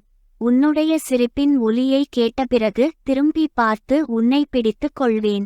அகப்பட்டு கொண்டாயா சிவகாமி தேவி என்று பாடுவேன். இப்படியெல்லாம் நாம் விளையாடுவதை பார்த்து நம்முடைய தந்தைமார்களும் சந்தோஷப்படுவார்கள். அதெல்லாம் ஒரு குதூகலமான கனவு மாதிரி இப்போது தோன்றுகிறது. பிரபு, நான் ஏதோ மாறிப்போனதாகச் சொன்னீர்கள். எந்த விதத்தில் மாறியிருக்கிறேன் என்று சிவகாமி கேட்டாள். நல்லவேளை ஞாபகப்படுத்தினாய். எனக்கு 16 பிராயம் பூர்த்தியானபோது சக்கரவர்த்தி என்னை தேச யாத்திரைக்கு அழைத்துச் சென்றார். தெற்கே சித்தர் மலையிலிருந்து வடக்கே நாகார்ஜுன மலை வரையில் நாங்கள் யாத்திரை செய்தோம். மேற்கே காவிரி நதியின் ஜனனஸ்தானம் வரையில் போயிருந்தோம். யாத்திரையை முடித்து கொண்டு நாங்கள் திரும்பி வருவதற்கு 3 வருஷம் ஆயிற்று. அந்த 3 வருஷமும் எனக்கு 3 யுகமாக இருந்தது என்றாள் சிவகாமி. 3 வருஷம் கழித்து நான் திரும்பி வந்து மறுபடியும் உன்னை பார்த்தபோது நீ பழைய சிவகாமியாகவே இல்லை. தேவ சபையிலிருந்து ரம்பையோ ஊர்வசியோ வந்து ஆயனர் வீட்டில் வளர்வதாகவே தோன்றியது. உருவ மாறுதலை காட்டிலும் உன்னுடைய குணத்திலும் நடவடிக்கையிலும் காணப்பட்ட மாறுதல்தான் எனக்கு அதிக வியப்பை அளித்தது.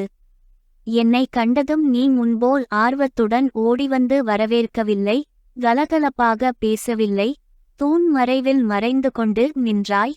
நான் உன்னை பார்க்கும்போது நீ வேறு பக்கம் திரும்பிக் கொண்டாய். நான் உன்னை பார்க்காத சமயங்களில் கடைக்கண்ணால் என்னை பார்த்து கொண்டிருந்தாய். தப்பித்தவறி நம் கண்கள் சந்திக்கும் சமயம் உடனே தலையை குனிந்து கொண்டாய். உன்னுடைய கலீரென்ற சிரிப்பு மறைந்துவிட்டது. சில சமயம் உன் கண்களில் நீர் ததும்பி நிற்பதைக் கண்டேன். ஒரு காரணமுமில்லாமல் நீ பெருமூச்சு விடுவதைக் கேட்டேன். எல்லாவற்றையும் விட அதிக வியப்பை எனக்கு அளித்தது என்னவென்றால், என்னை அறியாமல் நானே சில சமயம் பெருமூச்சு விடத் தொடங்கினேன் என்று நரசிம்மர் சொன்னபோது சிவகாமி கலீர் என்று சிரித்து விட்டாள். நரசிம்மர் மீண்டும் தொடர்ந்து கூறினார், என் உள்ளத்திலும் ஒரு மாறுதலைக் கண்டேன். இரவும் பகலும் சதா சர்வ காலமும் உன்னுடைய நினைவு என் இருதயத்தில் குடிகொண்டது. அந்த நினைவு இன்பத்தையும் வேதனையையும் ஏக காலத்தில் அளித்தது. எப்பேற்பட்ட முக்கியமான காரியத்தில் ஈடுபட்டபோதிலும் உன்னை என்னால் மறக்க முடியவில்லை. இந்த நிலைமையில் இந்த தாமரை குளக்கரையில் ஒரு நாள் நாம் தனியாகச் சந்தித்தோம். 3 வருஷம் உன்னை வந்து பார்க்காமல் இருந்ததற்காக நீ என்னை சண்டை பிடித்தாய். கடைசியில் உன்னை மறப்பதில்லை என்று சத்தியம் செய்து கொடுக்கச் சொன்னாய். எனக்கு சிரிப்பு வந்தது. உன்னை ஒரு கணமும் மறக்க முடியாமல் நான் திண்டாடிய திண்டாட்டம் எனக்கல்லவா தெரியும். ஆனாலும் உன்னுடைய மனத்திருப்திக்காக சத்தியம் செய்து கொடுத்தேன்.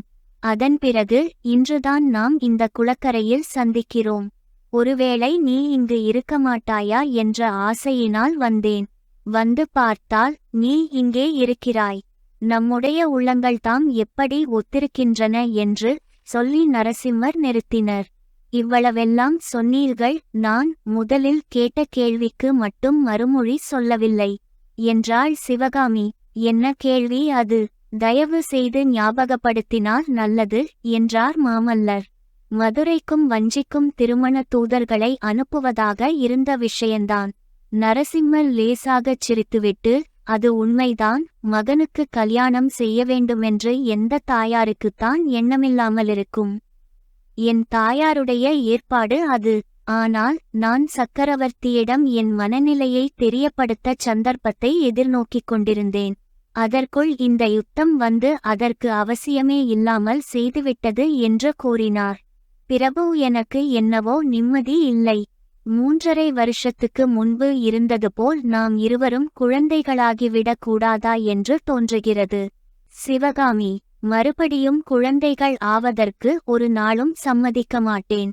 அதற்கு 2 முக்கிய காரணங்கள் இருக்கின்றன.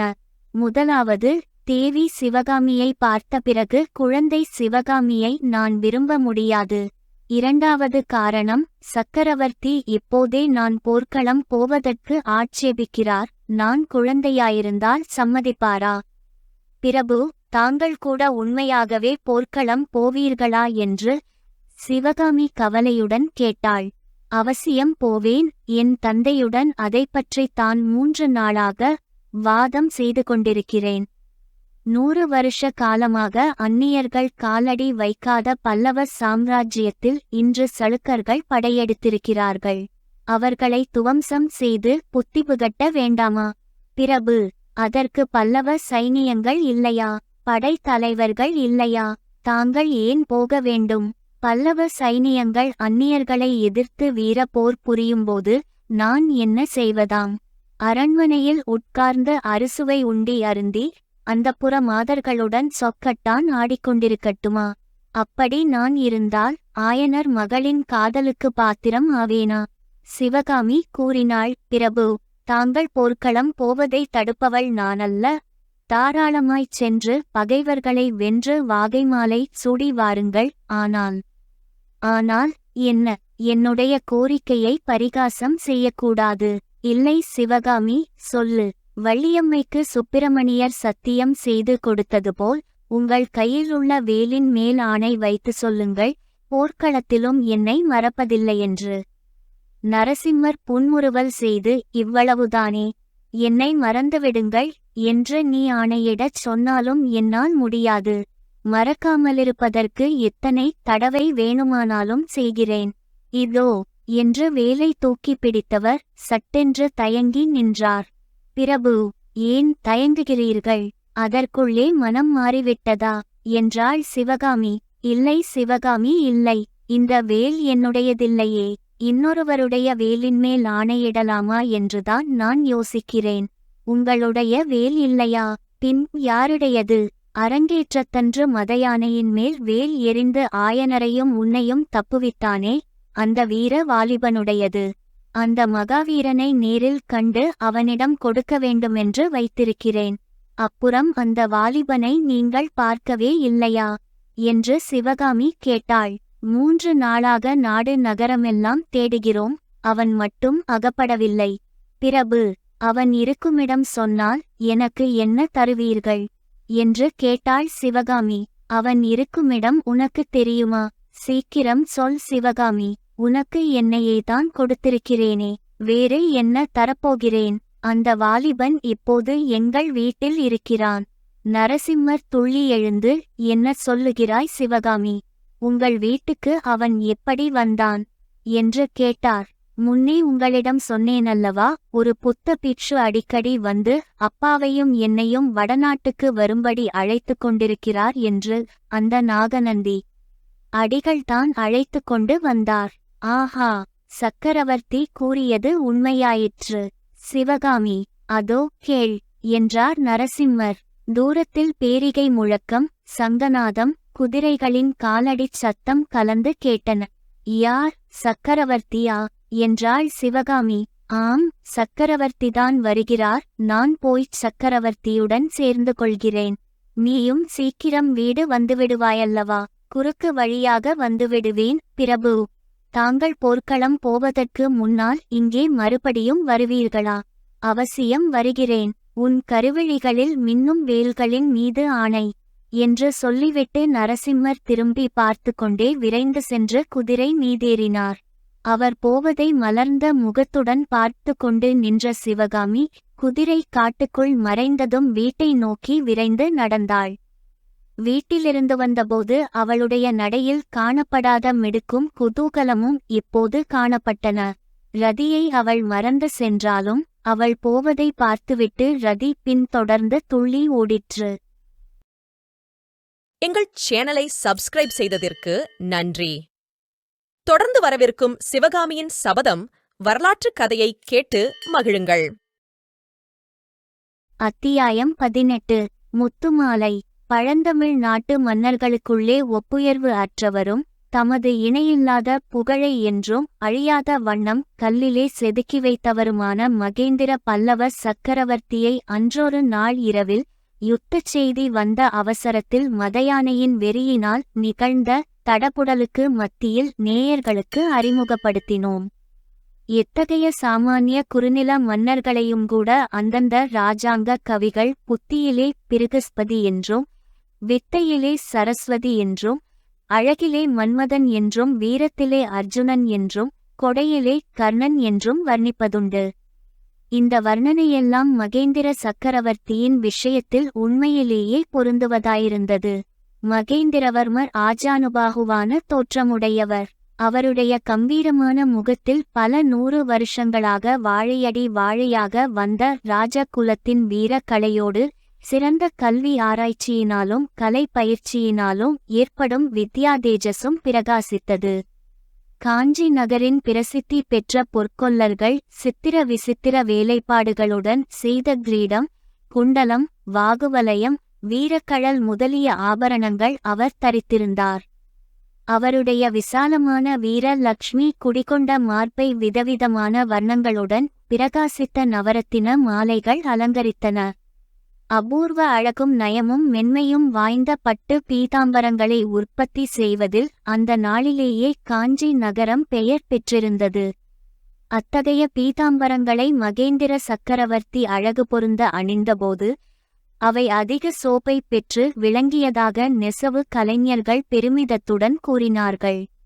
மகேந்திரர் தமிழ்மொழி, வடமொழி, பிராகிருதம் ஆகிய 3 மொழிகளிலும் சிறந்த தேர்ச்சி பெற்ற பண்டிதராக விளங்கினார்.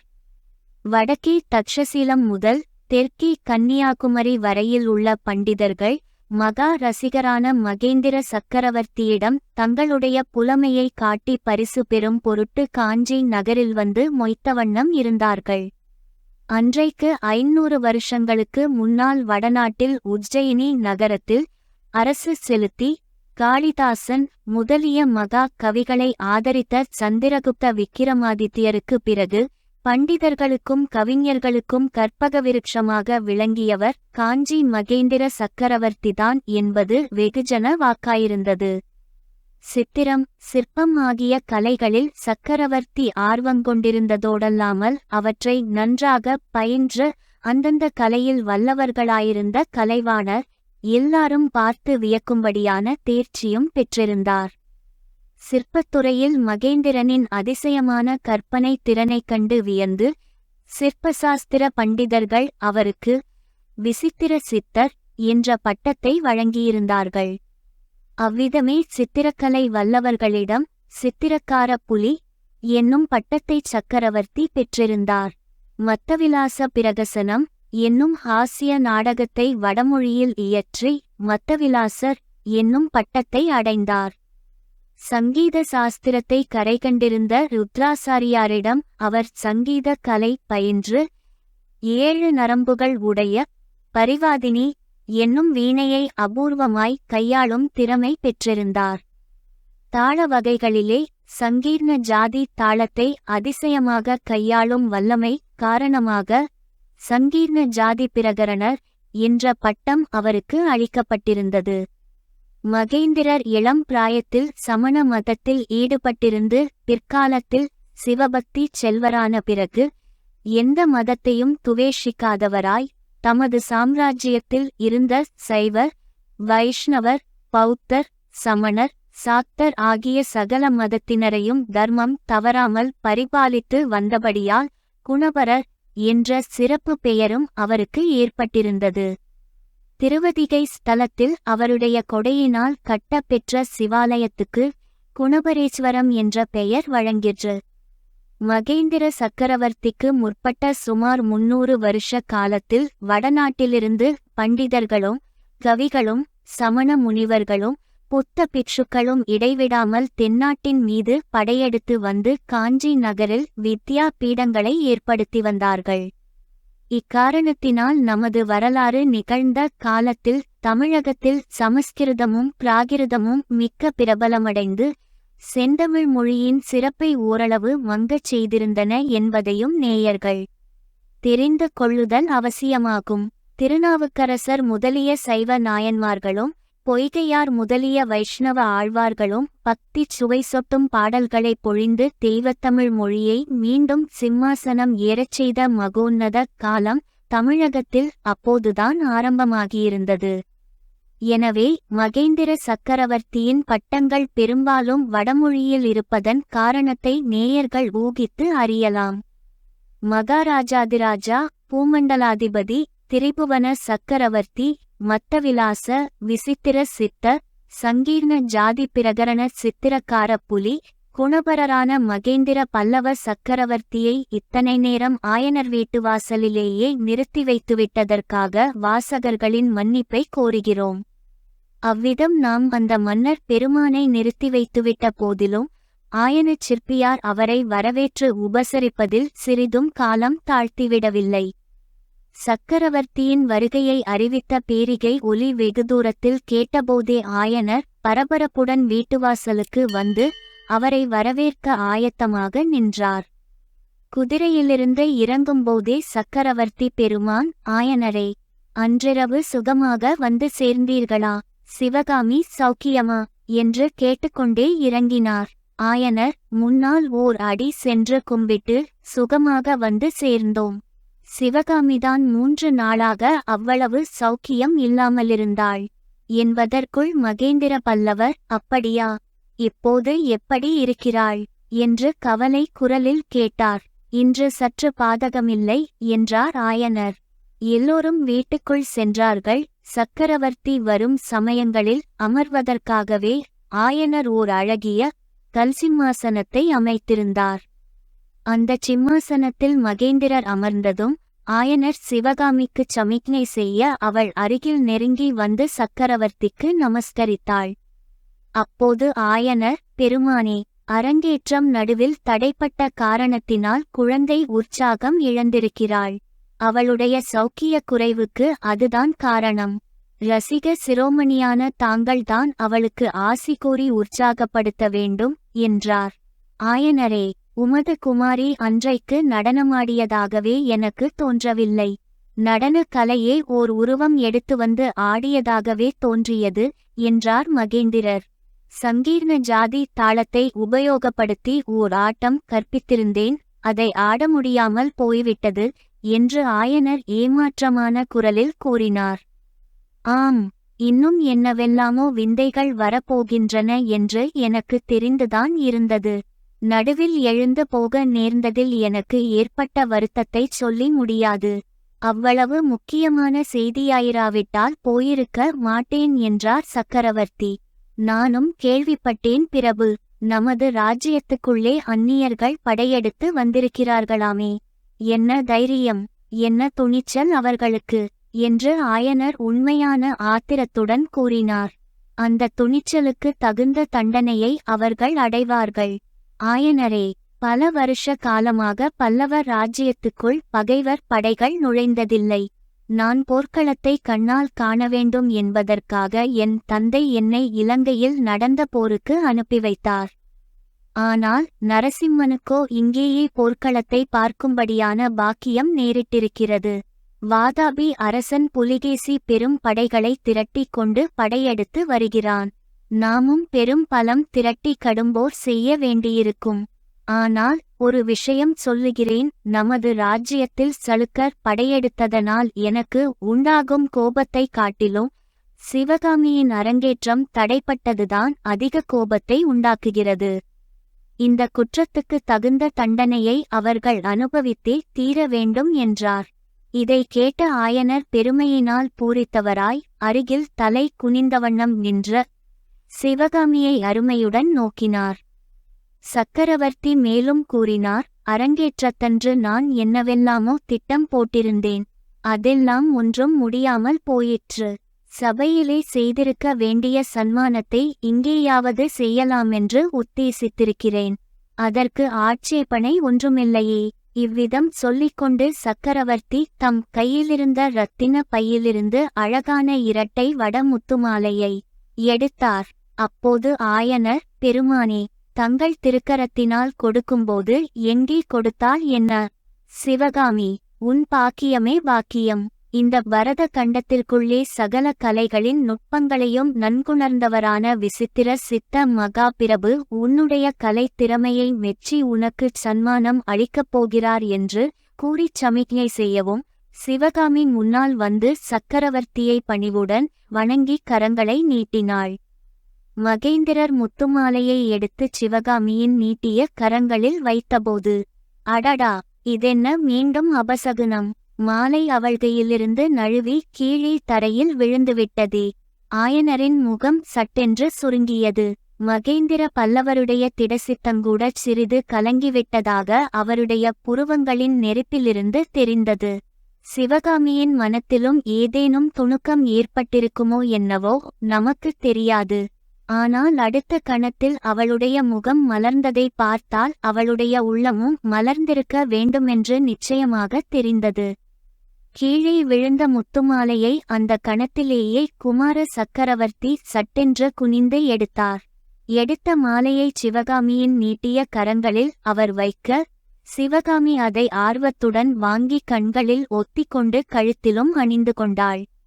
அந்த முத்துமாலை பரிசை குமார சக்கரவர்த்தியின் கையினால் பெற்றுக்கொள்ள நேர்ந்தது பற்றி சிவகாமியின் உள்ளத்தில் பொங்கிய உவகை முகத்திலும் பிரதிபலித்தது இயல்பே அல்லவா? எங்கள் சேனலை சப்ஸ்கிரைப் செய்ததற்கு நன்றி. தொடர்ந்து வரவிருக்கும் சிவகாமியின் சபதம் வரலாற்றுக் கதையை கேட்டு மகிழுங்கள். அத்தியாயம் 19. புத்தர் சிலை. நழுவி தரையில் விழுந்த முத்துமாலையை குமார சக்கரவர்த்தி குனிந்து எடுத்துக் கொடுத்ததையும் அதை சிவகாமி முகமலர்ச்சியுடன் வாங்கி அணிந்து கொண்டதையும் பார்த்த ஆயனரின் முகம் மீண்டும் பிரகாசம் அடைந்தது. சக்கரவர்த்தி இதையெல்லாம் கவனியாதது போல் கவனித்தவராய் ஆயனரை பார்த்து, மகா சிற்பியாரே, இந்த முத்துமாலையை போல் எவ்வளவோ உயர்ந்த பரிசுகளையெல்லாம் உமது புதல்வி வருங்காலத்தில் அடையப் போகிறாள். இந்த பல்லவ ராஜ்யத்துக்கே அவளால் புகழும் மகிமையும் ஏற்பட போகின்றன. வருங்காலத்தில் எது எப்படியானாலும் சிவகாமியின் நடன கலை பயிற்சி மட்டும் தடைப்படக்கூடாது.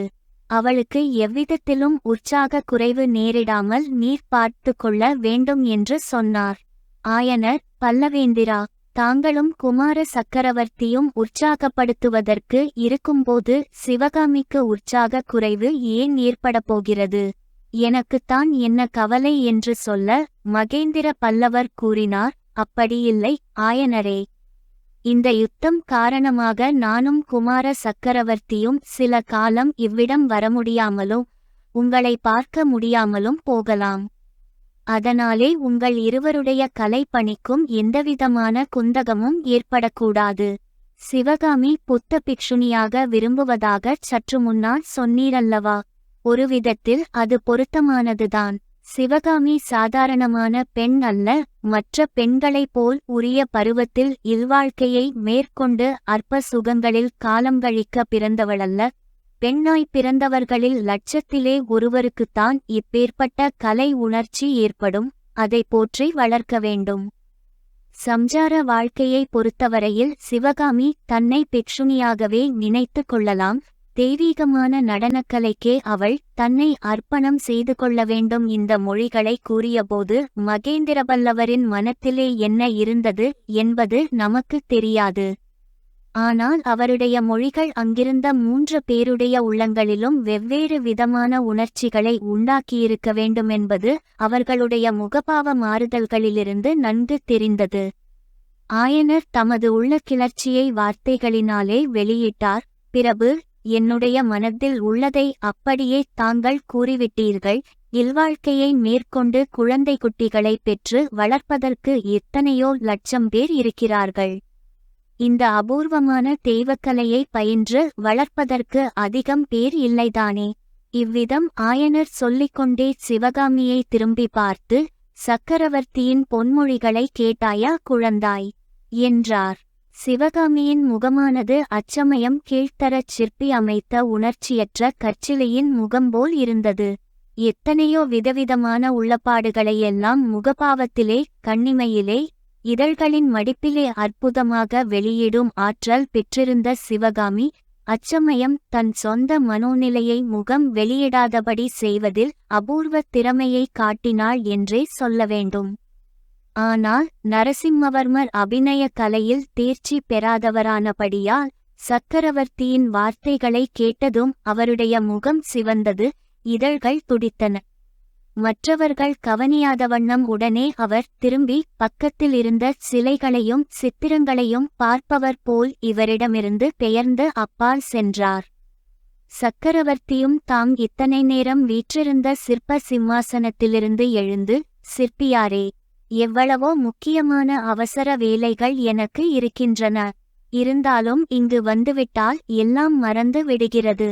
உமது புதிய சிலைகளை பார்த்துவிட்டு சீக்கிரம் கிளம்ப வேண்டும் என்று சொல்லிக்கொண்டே நடந்தார். ஆயனரும் சிவகாமியும் அவரை பின்தொடர்ந்து சென்றார்கள். மகேந்திர பல்லவர் புதிதாகச் செய்திருந்த நடனத்தோற்ற சிலைகளை பார்த்து கொண்டே, இது கஜஹஸ்தம், இது அர்த்த சந்திர ஹஸ்தம் என்று சொல்லிய வண்ணமாக நடந்து, ஆயனர் கடைசியாகச் செய்து முடித்திருந்த சிலையண்டை போனதும் ஆஹா என்று கூறிவிட்டு நின்றார். சற்று நேரம் அதை உற்று பார்த்துவிட்டு, ஆயனரே, தொண்டை மண்டலத்திலுள்ள மகா சிற்பிகளுக்குள்ளே உமக்கு நிகரானவர் எவருமில்லை. ஆனால் நீர் கூட இத்தனை காலமும் இந்தச் சிலையைப் போல் ஜீவ கலை பொருந்திய சிலையைச் செய்தது கிடையாது. அன்பிற்குரியவர் நெடுங்காலம் வராதபடியினால் ஏற்பட்ட இருதய தாபத்தை இந்தச் சிலையின் முகபாவமும் மற்ற அங்கங்களின் நெளிந்த தோற்றமும் எவ்வளவு நன்றாய் வெளியிடுகின்றன.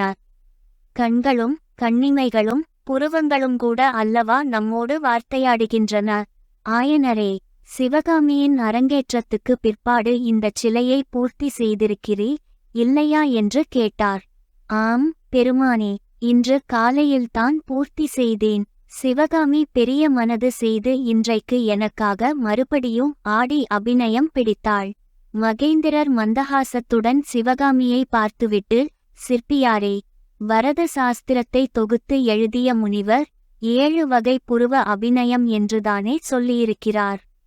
அவர் நமது சிவகாமியின் நடனத்தை பார்த்திருந்தால் புருவ அபிநயம் 7 வகை அல்ல 700 வகை என்று உணர்ந்து அவ்விதமே சாஸ்திரத்திலும் எழுதியிருப்பார் என்றார். இவ்விதம் உல்லாசமாக பேச்சிக்கொண்டு சென்ற சக்கரவர்த்தியின் பார்வை சிறிது தூரத்தில் இருந்த ஒரு பிரம்மாண்டமான புத்தர் சிலையின் மீது விழுந்தது. அவ்விடத்திலேயே சற்று நின்று புத்த விக்கிரகத்தை பார்த்தவண்ணம், ஆஹா, கருணாமூர்த்தியான புத்த பகவான் பூவுலகத்திலிருந்து ஹிம்சையையும் யுத்தத்தையும் அடியோடு ஒழிக்க முயன்றார். அவருடைய உபதேசத்தை இந்த உலகிலுள்ள எல்லா மன்னர்களும் கேட்டு நடந்தால் எவ்வளவு நன்றாயிருக்கும். அவ்விதம் நடந்த புண்ணிய புருஷர் மௌரிய வம்சத்து அசோக சக்கரவர்த்தி ஒருவர்தான். அப்புறம் அத்தகைய அஹிம்சாமூர்த்தியான அரசர் இந்த நாட்டில் தோன்றவில்லை என்றார் மகேந்திரவர்மர். ஆயனர் மௌனமாய் நிற்கவே, சக்கரவர்த்தி, நல்லது சிற்பியாரே, உம்மை இராஜாங்க விரோதியாக பாவித்து நியாயமாக தண்டிக்க வேண்டும் என்று சொன்னபோது ஆயனரின் முகத்தில் பெரும் கலவரம் காணப்பட்டது. சக்கரவர்த்தி அடுத்தாற்போல் கூறிய மொழிகள் அந்த கலவரத்தை ஒருவாறு நீக்கின.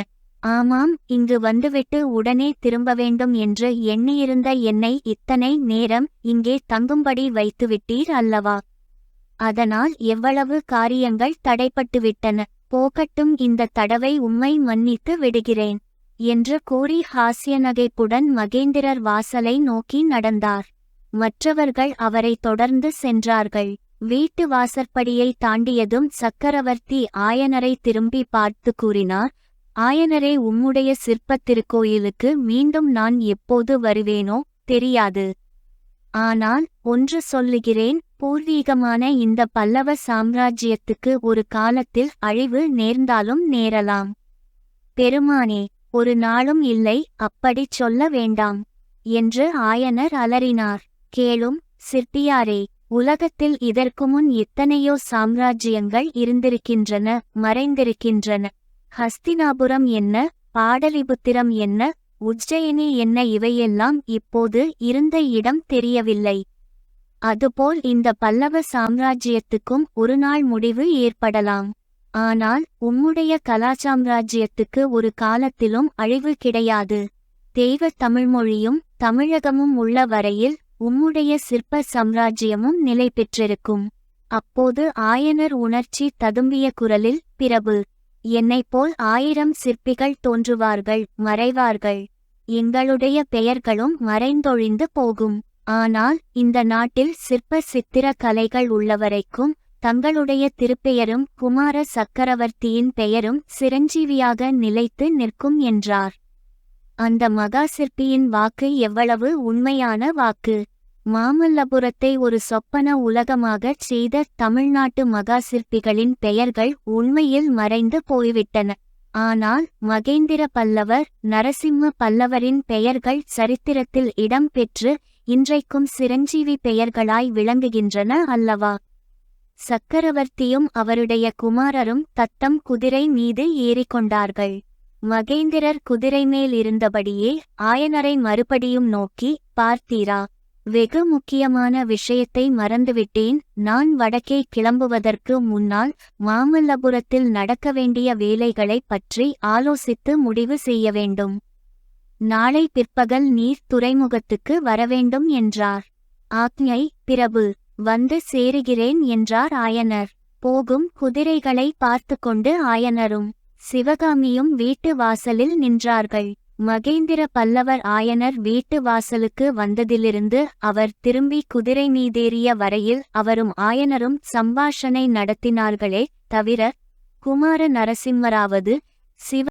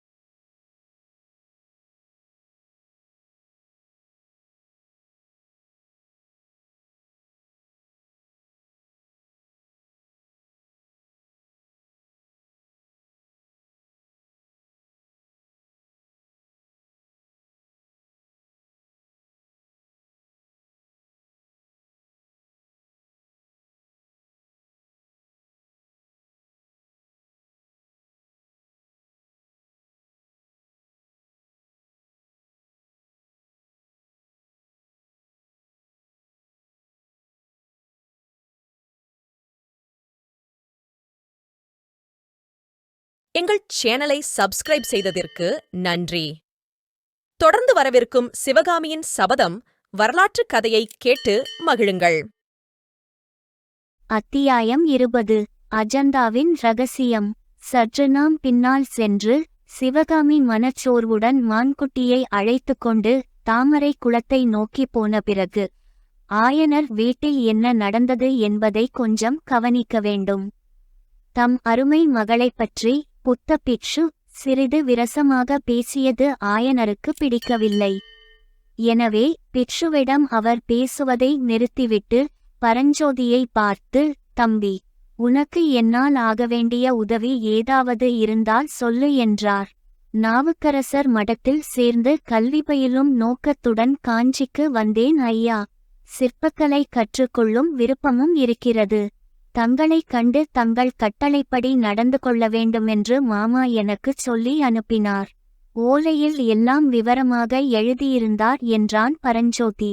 ஓலை என்னத்துக்கு தம்பி? என் அருமை சிநேகிதருக்காக நான் எதுவும் செய்ய கடமைப்பட்டிருக்கிறேன். நாவுக்கரசர் பெருமான் தற்சமயம் காஞ்சியில் இல்லை, ஸ்தல யாத்திரை சென்றிருக்கிறார். அதனால் என்ன? நானே நேரில் உன்னை அழைத்துப் போய் அந்தச் சிவனேசரின் மடத்தில் சேர்த்துவிட்டு வருகிறேன். உன்னை சக்கரவர்த்தியிடமும் அழைத்துப் போக வேண்டும். வீரச்செயல் புரிந்து எங்களை காத்த உன்னை பார்த்தால் சக்கரவர்த்தி பெரிதும் சந்தோஷப்படுவார். அதுமட்டும் வேண்டாம் ஆயனரே, இந்த இளைஞனிடம் உமக்கு அபிமானம் இருந்தான் என்று புத்த பிக்ஷு குறுக்கிட்டார். ஏன் அடிகளே என்று ஆயனர் வியப்புடன் கேட்டார். காஞ்சி சக்கரவர்த்தியின் காலாகிருகத்திலிருந்து தப்பி வந்தவர்களுக்கு என்ன தண்டனை என்று உங்களுக்கு தெரியாதா? ஏன் தெரியாது? மரண தண்டனைதான். இந்த கேள்வி எதற்காக கேட்கிறீர்கள் என்றுதான் தெரியவில்லை. இவன் சக்கரவர்த்தியிடம் சென்றால் அந்த தண்டனைக்கு உள்ளாகும்படி நேரிடும். சிவசிவா, இதென்ன சொல்கிறீர்கள்? இவன் காலாகிருகத்தில் இருந்தானா? எப்போது? எதற்காக? உங்களை இவன் தப்புவித்த அன்று இரவு நகரில் திக்குத்திசை தெரியாமல் அலைந்து கொண்டிருந்தான்.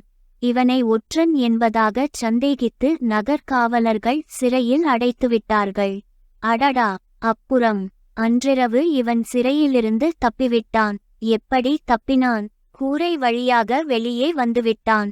ஆயனர் அதிசயத்துடன் பரஞ்சோதியை பார்த்த வண்ணம், ஆஹா, என் சிநேகிதருடைய மருமகன் லேசுப்பட்டவன் இல்லை போலிருக்கிறது. பெரிய கைக்காரனாயிருக்கிறானே, அதனால் பாதகமில்லை அடிகளே. இவனை நானே சக்கரவர்த்தியிடம் அழைத்துச் சென்று இவனை மன்னிக்கும்படி கேட்டுக்கொள்கிறேன். இவன் எங்களை பெரும் விபத்திலிருந்து காப்பாற்றியவன் என்று அறிந்தால் சக்கரவர்த்தி கட்டாயம் மன்னிப்பார் என்றார். உங்களுக்காக மன்னித்து விடுவார், உண்மைதான். ஆனால் இவன் உடனே போர்க்களம் போகும்படி நேரிடும். பல்லவ ராஜ்யத்தில் எங்கே பார்த்தாலும் படை திரட்டுகிறார்கள் என்று தெரியுமோ இல்லையோ? இதை கேட்ட ஆயனர் மௌனமாக யோசிக்கலானார். அதை பார்த்த பிக்ஷு மேலும் கூறினார், இவன் தாய்க்கு ஒரு பிள்ளையான இவனுக்கு போர்க்களத்தில் ஏதாவது நேர்ந்துவிட்டால் பாவம், இவன் தாயார் உம்மைச் சபிப்பாள். அதுமட்டுமல்ல, தர்மசேனரின் தமக்கையைப் போல் இன்னொரு பெண் கன்னிகையாக காலம் கழிக்க நேரிடும். ஆயனருக்குச் சுருக்கென்றது. புத்த பிக்ஷு தம் மகளை தான் அவ்விதம் குறிப்பிடுகிறார் என்று அவர் எண்ணினார். ஒருவேளை அவருடைய கூற்றில் ஏதேனும் உண்மை இருக்குமோ? சிவகாமி 3 நாளாய் ஒருவிதமாக இருப்பதற்கு காரணம் இந்த வாலிபன் மேல் அவளுடைய மனம் சென்றதாக இருக்கலாமோ? அப்படியிருந்தால் ஒரு விதத்தில் நல்லதுதானே. சிவகாமியை எப்படியும் மனம் செய்து கொடுக்கத்தான் வேண்டுமென்றால் தம் அருமை சிநேகிதரின் மருமகனுக்கு கொடுத்து அவனை தம் சீடனாக்கிக் கொள்ளுதல் நல்லதல்லவா? இவ்வாறெல்லாம் சில வினாடி நேரத்துக்குள் எண்ணியவராய் ஆயனர் பரஞ்சோதியைச் சற்று கவனமாக உற்று பார்த்தார். அவருடைய எண்ணப்போக்கை அப்படியே தெரிந்து கொண்ட புத்தபிக்ஷு, இல்லை ஆயனரே, நீங்கள் நினைப்பது போல் நடப்பதற்கில்லை. அவனுடைய மாமன் மகள் இவனுக்கென்று பிறந்து வளர்ந்து திருவெண்காட்டில் காத்து கொண்டிருக்கிறாள் என்றார். இதை கேட்ட ஆயனர் புத்த பிக்ஷுவை, உமக்கு என் எண்ணம் எப்படி தெரிந்தது என்று மீண்டும் கேட்கும் பாவனையில் ஒரு தடவை பார்த்துவிட்டு மீண்டும் பரஞ்சோதியை நோக்கி, அப்படியா தம்பி, என் சிநேகிதரின் பெண்ணை கட்டி கொள்ளப் போகிறாயா என்று கேட்டார். பரஞ்சோதி சிறிது நாணத்துடன் ஆம் ஐயா என்றான். புத்த சந்நியாசி மேலும் சொன்னார், நாவுக்கரசர் மடத்தில் தற்போது இவனைச் சேர்ப்பதும் நல்லதில்லை. காஞ்சி கோட்டையை முற்றுகைக்கு ஆயத்தம் செய்து வருகிறார்கள். நாவுக்கரசர் இப்போதைக்கு மடத்துக்கு திரும்பி வரமாட்டார். அவரை சோழ நாட்டுக்கு ஸ்தல யாத்திரை போகும்படியாக சக்கரவர்த்தியே சொல்லி அனுப்பிவிட்டாராம். அடிகளே, தங்களுக்கு எத்தனையோ விஷயங்கள் தெரிந்திருக்கின்றன, எனக்கு ஒன்றுமே தெரியவில்லையே என்று ஆயனர் அடங்காத ஆச்சரியத்துடன் கூறினார். நீங்கள் இந்த காட்டுக்குள்ளே வந்து உட்கார்ந்திருக்கிறீர்கள், அதனால் தெரியவில்லை. நான் நாடெல்லாம் சுற்றுகிறேன், அதனால் தெரிகிறது என்றார் பிக்ஷு. ஆயனர் சிறிது யோசனை செய்து, தம்பி, இங்கேதான் இப்படியெல்லாம் குழப்பமாயிருக்கிறதே, உன் விருப்பம் என்ன என்று கேட்டார். ஐயா, கல்வி கற்றுக்கொண்டு திரும்பி வருகிறேன் என்று என் ஊரில் சொல்லிவிட்டு வந்தேன். ஏதாவது ஒரு கலை பயிலாமல் திரும்பி போக எனக்கு விருப்பமில்லை. தங்களிடம் கல்வியும் சிற்பமும் பயில விரும்புகிறேன். கருணை கூர்ந்து என்னை தங்களுடைய சீடனாக அங்கீகரிக்க வேண்டும் என்றான். பரஞ்சோதியின் பணிவான பேச்சைக் கேட்டு ஆயனர் பூரித்தவராய், அப்படியே ஆகட்டும், நீ இங்கேயே இருந்து என்னிடம் சிற்பக்கலை கற்றுக்கொள் என்றார். ஆசாரிய தட்சிணை விஷயம் என்ன? அதை முன்னாலேயே வாங்கிக் கொள்ள வேண்டும் ஆயனரே என்று பிட்சு கூறியதும் அவர் பரிகாசமாகச் சொல்வதாய் எண்ணி ஆயனர் நகைத்தார். நான் வேடிக்கை பேசவில்லை, உண்மையாகத்தான் சொல்லுகிறேன். பரஞ்சோதி உங்களுக்கு அளிக்க வேண்டிய குரு தட்சிணை அஜந்தா சித்திர ரகசியந்தான் என்று பிட்சு கூறினாரோ இல்லையோ, ஆயனரின் முகத்தில் ஏற்பட்ட ஆவலையும் பரபரப்பையும் பார்க்க வேண்டுமே. அந்த க்ஷணத்தில் அவர் புதிய மனிதராக மாறிவிட்டதாக தோன்றியது. அடிகளே, முன்னமே அதைப்பற்றி கேட்டேன், தாங்கள் சொல்லவில்லை. ஆனால் இந்த பிள்ளைக்கும் அஜந்தா சித்திர ரகசியத்துக்கும் என்ன சம்பந்தம்? இவனால் என்ன செய்ய முடியும் என்று ஆயனர் கேட்டார். நாகார்ஜுன மலையிலுள்ள புத்த சங்கிராமத்துக்கு அந்த ரகசியம் வந்திருக்கிறது. அவ்விடத்துக்கு யாரையாவது அனுப்பி வாங்கி வரச் சொல்ல வேண்டும். உம்முடைய புதிய சீடனைப் போல் அந்த காரியத்துக்கு தகுதியான ஆளை காண முடியாது. நாகார்ஜுனமலையா? கிருஷ்ணா நதிக்கரையிலல்லவா இருக்கிறது. வழியில் எவ்வளவோ அபாயங்கள் ஏற்படுமே. அபாயங்களையெல்லாம் கடந்து போய்வரக்கூடிய வீரனாகையால்தான் பரஞ்சோதியைச் சொன்னேன். இந்த பிள்ளை யானை மேல் வேலை எறிந்த விதத்தைத்தான் கண்ணால் பார்த்தீரே. ஆனாலும் வெகு தூரம் இருக்கிறதே. இவனால் கால்நடையாக போய்விட்டு வர முடியுமா? முடியாது. நல்ல குதிரையொன்று இவனுக்கு வாங்கி தர வேண்டும். குதிரை மட்டும் இருந்தால் 1 மாத காலத்தில் காரியத்தை சாதித்துக்கொண்டு திரும்பிவிடலாம். ஆயனர் மிக்க ஆவலுடன் பரஞ்சோதியை பார்த்து, தம்பி, உன்னால் முடியுமா? போய் வருகிறாயா என்று கேட்டார். பரஞ்சோதி பறக்க பறக்க விழித்த வண்ணமாய், ஆகட்டுமையா, தங்கள் கட்டளை எதுவானாலும் நிறைவேற்ற காத்திருக்கிறேன். ஆனால் எங்கே போக வேண்டும், எதற்காக என்பது ஒன்றும் எனக்கு தெரியவில்லையே என்றான். உண்மைதான், இவனுக்கு விவரம் தெரியாதல்லவா? தாங்களே சொல்லுங்கள் சுவாமி. இவ்விதம் ஆயனர் கூற, சந்நியாசி பரஞ்சோதியை பார்த்துச் சொன்னார், கேள் அப்பனே, வடக்கே வெகு தூரத்தில் கோதாவரி நதிக்கும் அப்பால் அஜந்தா என்ற மலை இருக்கிறது. வெகு காலத்துக்கு முன்னால் அந்த மலையை குடைந்து புத்த சைத்தியங்களை அமைத்திருக்கிறார்கள். அந்த சைத்தியங்களில் புத்த பகவானுடைய வாழ்க்கையையும் அவருடைய பூர்வ அவதாரங்களின் மகிமையையும் விளக்கும் அற்புதமான சித்திரங்கள் வரையப்பட்டிருக்கின்றன. 500 வருஷத்துக்கு முன்னால் வரைந்த அந்த ஓவியங்கள் இன்றைக்கும் வர்ணம் அழியாமல் புதிதாய் எழுதினதைப் போலவே இருக்கின்றன. அந்த அற்புத சித்திரங்களை எழுதிய சித்திரக்கலை மேதாவிகளின் சந்ததிகள் இன்னமும் அங்கே இருக்கிறார்கள். அவர்கள் அஜந்தா குகையில் பழைய சித்திரங்களுக்கு பக்கத்தில் புதிய சித்திரங்களை வரைந்து வருகிறார்கள். 1000 வருஷம் ஆனாலும் அழியாமலிருக்கக்கூடிய வர்ணச்சேர்க்கையின் இரகசியம் அவர்களுக்கு தெரியும். அந்த இரகசியத்தை அறிந்து தமக்குச் சொல்ல வேண்டுமென்று ஆயனர் என்னை வெகு நாளாக கேட்டுக்கொண்டிருக்கிறார். நானும் முயற்சி செய்து வந்தேன். அந்த இரகசிய முறையை அறிந்த அஜந்தா சித்திரக்காரர் ஒருவரை எனக்கு தெரியும். நாகார்ஜுன மலையிலுள்ள புத்த சங்கிராமத்தில் இப்போது அவர் இருப்பதாக தகவல் கிடைத்திருக்கிறது. நீ போனாயானால் அந்த இரகசியத்தை அவரிடம் அறிந்து கொண்டு வரலாம். பிட்சு இவ்விதம் சொல்லி நிறுத்தியதும் ஆயனர், தம்பி, நீ போய் வருகிறாயா? போயந்த இரகசியத்தை கொண்டு வந்தாயானால் என் வாழ்க்கை மனோரதங்களில் ஒன்றை நிறைவேற்றியவனாவாய். ஆனால் உன்னை நான் வற்புறுத்தவில்லை என்றார். பிட்சுவும் ஆயனரும் பேசி வந்தபோது பரஞ்சோதியின் உள்ளத்தில் விதவிதமான கிளர்ச்சிகள் உண்டாகி மறைந்து வந்தன. அவை பெரும்பாலும் குதூகல கிளர்ச்சிகளாகத்தான் இருந்திருக்குமென்று நாம் சொல்ல வேண்டியதில்லை. நல்ல ஜாதி குதிரை மேல் ஏறி நெடுந்தூரம் பிரயாணம் செய்வது என்ற எண்ணமே அவனுக்கு உற்சாகத்தை உண்டாக்கிற்று. அதோடு இவ்வளவு முக்கியமான ஒரு காரியத்துக்காக ஆயன மகாசிற்பியினால் ஏவப்பட்டு யாத்திரை போகிறதென்பது அவனுக்கு மிக்க பெருமை உணர்ச்சியையும் அளித்தது. எழுத்தாணியால் ஏட்டில் எழுதிக்கொண்டு உட்கார்ந்திருப்பதை காட்டிலும் இம்மாதிரி காரியந்தான் அவனுடைய இயல்புக்கு ஒத்தது என்பதை நாம் அறிவோமல்லவா? ஐயா, தங்களுடைய விருப்பம் எதுவோ அதன்படி நடந்து கொள்ளுமாறு என் மாமா சொல்லியிருக்கிறார். தாங்கள் போகச் சொல்லி கட்டளையிட்டால் அப்படியே போய் வருகிறேன் என்றான். அப்போது நாகநந்தி அடிகள், தாமதிக்க நேரமில்லை ஆயனரே. வாதாபி படைகள் காஞ்சிக்கு வருவதற்குள் இவன் போய் வந்தால் நல்லது. குதிரைக்கு என்ன ஏற்பாடு என்று கேட்டார். அது ஒன்றும் கஷ்டமில்லை, சக்கரவர்த்தியிடம் விண்ணப்பித்து குதிரை வாங்குகிறேன். அஜந்தா வர்ணச்சேர்க்கை ரகசியத்தை அறிந்து கொள்வதில் எனக்கு எவ்வளவு ஆசையோ அவ்வளவு ஆசை மகேந்திர சக்கரவர்த்திக்குமுண்டு. அப்படியானால் சக்கரவர்த்தியிடம் பிரயாண அனுமதி லட்சினையும் வாங்கிவிடுங்கள். யுத்த சமயமானதால் பரஞ்சோதி போகும் வழியில் ஏதாவது இடையூறு ஏற்படலாம். உண்மைதான், லட்சினையும் வாங்கிவிடுகிறேன். இதில் என்னை பற்றி பிரஸ்தாபிக்கவே வேண்டாம். பௌத்த சமயிகள் விஷயத்தில் சக்கரவர்த்தியின் மனோபாவம்தான் உங்களுக்கு தெரியுமே. புத்த பிக்ஷு இவ்விதம் சொல்லிக் கொண்டிருக்கும்போது தூரத்தில் பேரிகை முழக்கமும் சங்கநாதமும் கேட்டன. அடிகளே, கும்பிட போன தெய்வம் குறுக்கே வருகிறது. இதோ மகேந்திர சக்கரவர்த்தியே வருகிறார் என்று குதூகலத்துடன் கூறினார் ஆயனர்.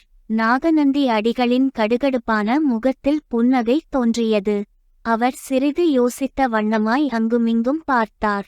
பிறகு ஒரு முடிவுக்கு வந்தவரைப் போல், ஆயனரே, நல்ல சகுனந்தான். இந்தச் சமயத்தில் இவ்விடம் சக்கரவர்த்தியை விஜயம் செய்வதானது நமது காரியம் ஜெயமாகப் போகிறதென்பதற்கு அறிகுறி. ஆனால் நானும் பரஞ்சோதியுந்தான் இச்சமயம் பூஜை வேளையில் கரடிகளாக இருக்கிறோம். எங்களை சக்கரவர்த்தி பார்த்துவிட்டால் எல்லா காரியமும் கெட்டுவிடும். சக்கரவர்த்தி வந்துவிட்டு போகும் வரையில் நாங்கள் புத்த பகவானைச் சரணடைகிறோம். புத்த பகவானுடைய சிலையை எப்போதும் பெரிதாகச் செய்ய வேண்டுமென்று ஏற்படுத்திய மகா புருஷர் நாகார்ஜுன பிக்ஷுவின் தீர்க்க திருஷ்டியை என்னவென்று புகழ்வது என்றார். ஆயனர் தயங்கி, ஒருவேளை தெரிந்துவிட்டான் என்று சொல்லிக் கொண்டிருக்கும்போது பிக்ஷு பரஞ்சோதியின் கையை பிடித்து அழைத்துச் சென்று புத்தர் சிலையின் பின்னால் மறைந்து கொண்டார். இதற்குள் குதிரைகளின் காலடிச் சத்தம் நெருங்கிவிடவே ஆயனருக்கு யோசிப்பதற்கே நேரமில்லாமல் போயிற்று. ஜாக்கிரதையடிகளே என்று சொல்லிவிட்டு சக்கரவர்த்தியை வரவேற்பதற்காக விரைந்து வாசற்பக்கம் சென்றார். சக்கரவர்த்தியும் குமாரரும் விடை பெற்றுச் சென்ற பிறகு வீட்டுக்குள் நுழைந்த சிவகாமிக்கு புத்தர் சிலைக்கு பின்னாலிருந்து நாகநந்தியும் பரஞ்சோதியும் கிளம்பியது மிக்க வியப்பை அளித்தது என்று சொன்னோம் அல்லவா? ஆனால் அதே காட்சியானது ஆயனருக்கு சிறிதும் வியப்பையளித்திராது என்பதை மேலே கூறிய விவரங்களிலிருந்து வாசகர்கள் அறிந்து கொண்டிருப்பார்கள். எனினும் சிவகாமியை காட்டிலும் ஆயனரிடத்திலே தான் பரபரப்பு அதிகமாக காணப்பட்டது. அடிகளே, நல்ல வேளையாய் போயிற்று. எப்பேற்பட்ட அபாயத்திலிருந்து தப்பினோம் என்றார் ஆயனர். புத்த பகவானை சரணமாக அடைந்தவர்களுக்கு அபாயமே கிடையாது. இருக்கட்டும், அசுவமேத யாகத்தில் குதிரையை மறந்து போன கதையாக நீரும் சக்கரவர்த்தியிடம் குதிரை கேட்க மறந்துவிட்டீரல்லவா என்றார் புத்த பிக்ஷு. மறக்கவில்லை அடிகளே. இந்த இடத்துக்கு வந்ததும் சக்கரவர்த்தி கூறிய வார்த்தை என்னை கதிகலங்கச் செய்து விட்டது. அப்புறம் குதிரையை பற்றி கேட்க எனக்கு நான் எழவில்லை. ஆமாம், சக்கரவர்த்தி ராஜாங்க துரோகத்துக்காக உம்மை தண்டிக்கப் போவதாகச் சொன்னபோது எனக்கு கூட ஒருகண நேரம் தூக்கி வாரி போட்டுவிட்டது. பிக்ஷுவும் பரஞ்சோதியும் புத்தர் சிலைக்கு பின்னாலிருந்து வெளியே வந்தவுடன் 3 பேரும் ஏற்கெனவே உட்கார்ந்து பேசிக்கொண்டிருந்த இடத்துக்கு வந்து அமர்ந்தார்கள். அப்போது சிவகாமியும் அந்த இடத்துக்கு வந்து சேரவே புத்த பிக்ஷு அவளை ஏறிட்டு பார்த்துவிட்டு, சிவகாமியிடம் நீங்கள் எல்லா விவரங்களையும் சொல்ல வேண்டும். எங்களை ஏதோ பேயோ பிசாச்சோ என்று அவள் சந்தேகிக்கிறாள் போலிருக்கிறது என்றார். எங்கள் சேனலை சப்ஸ்கிரைப் செய்ததற்கு நன்றி. தொடர்ந்து வரவிருக்கும் சிவகாமியின் சபதம் வரலாற்றுக் கதையை கேட்டு மகிழுங்கள்.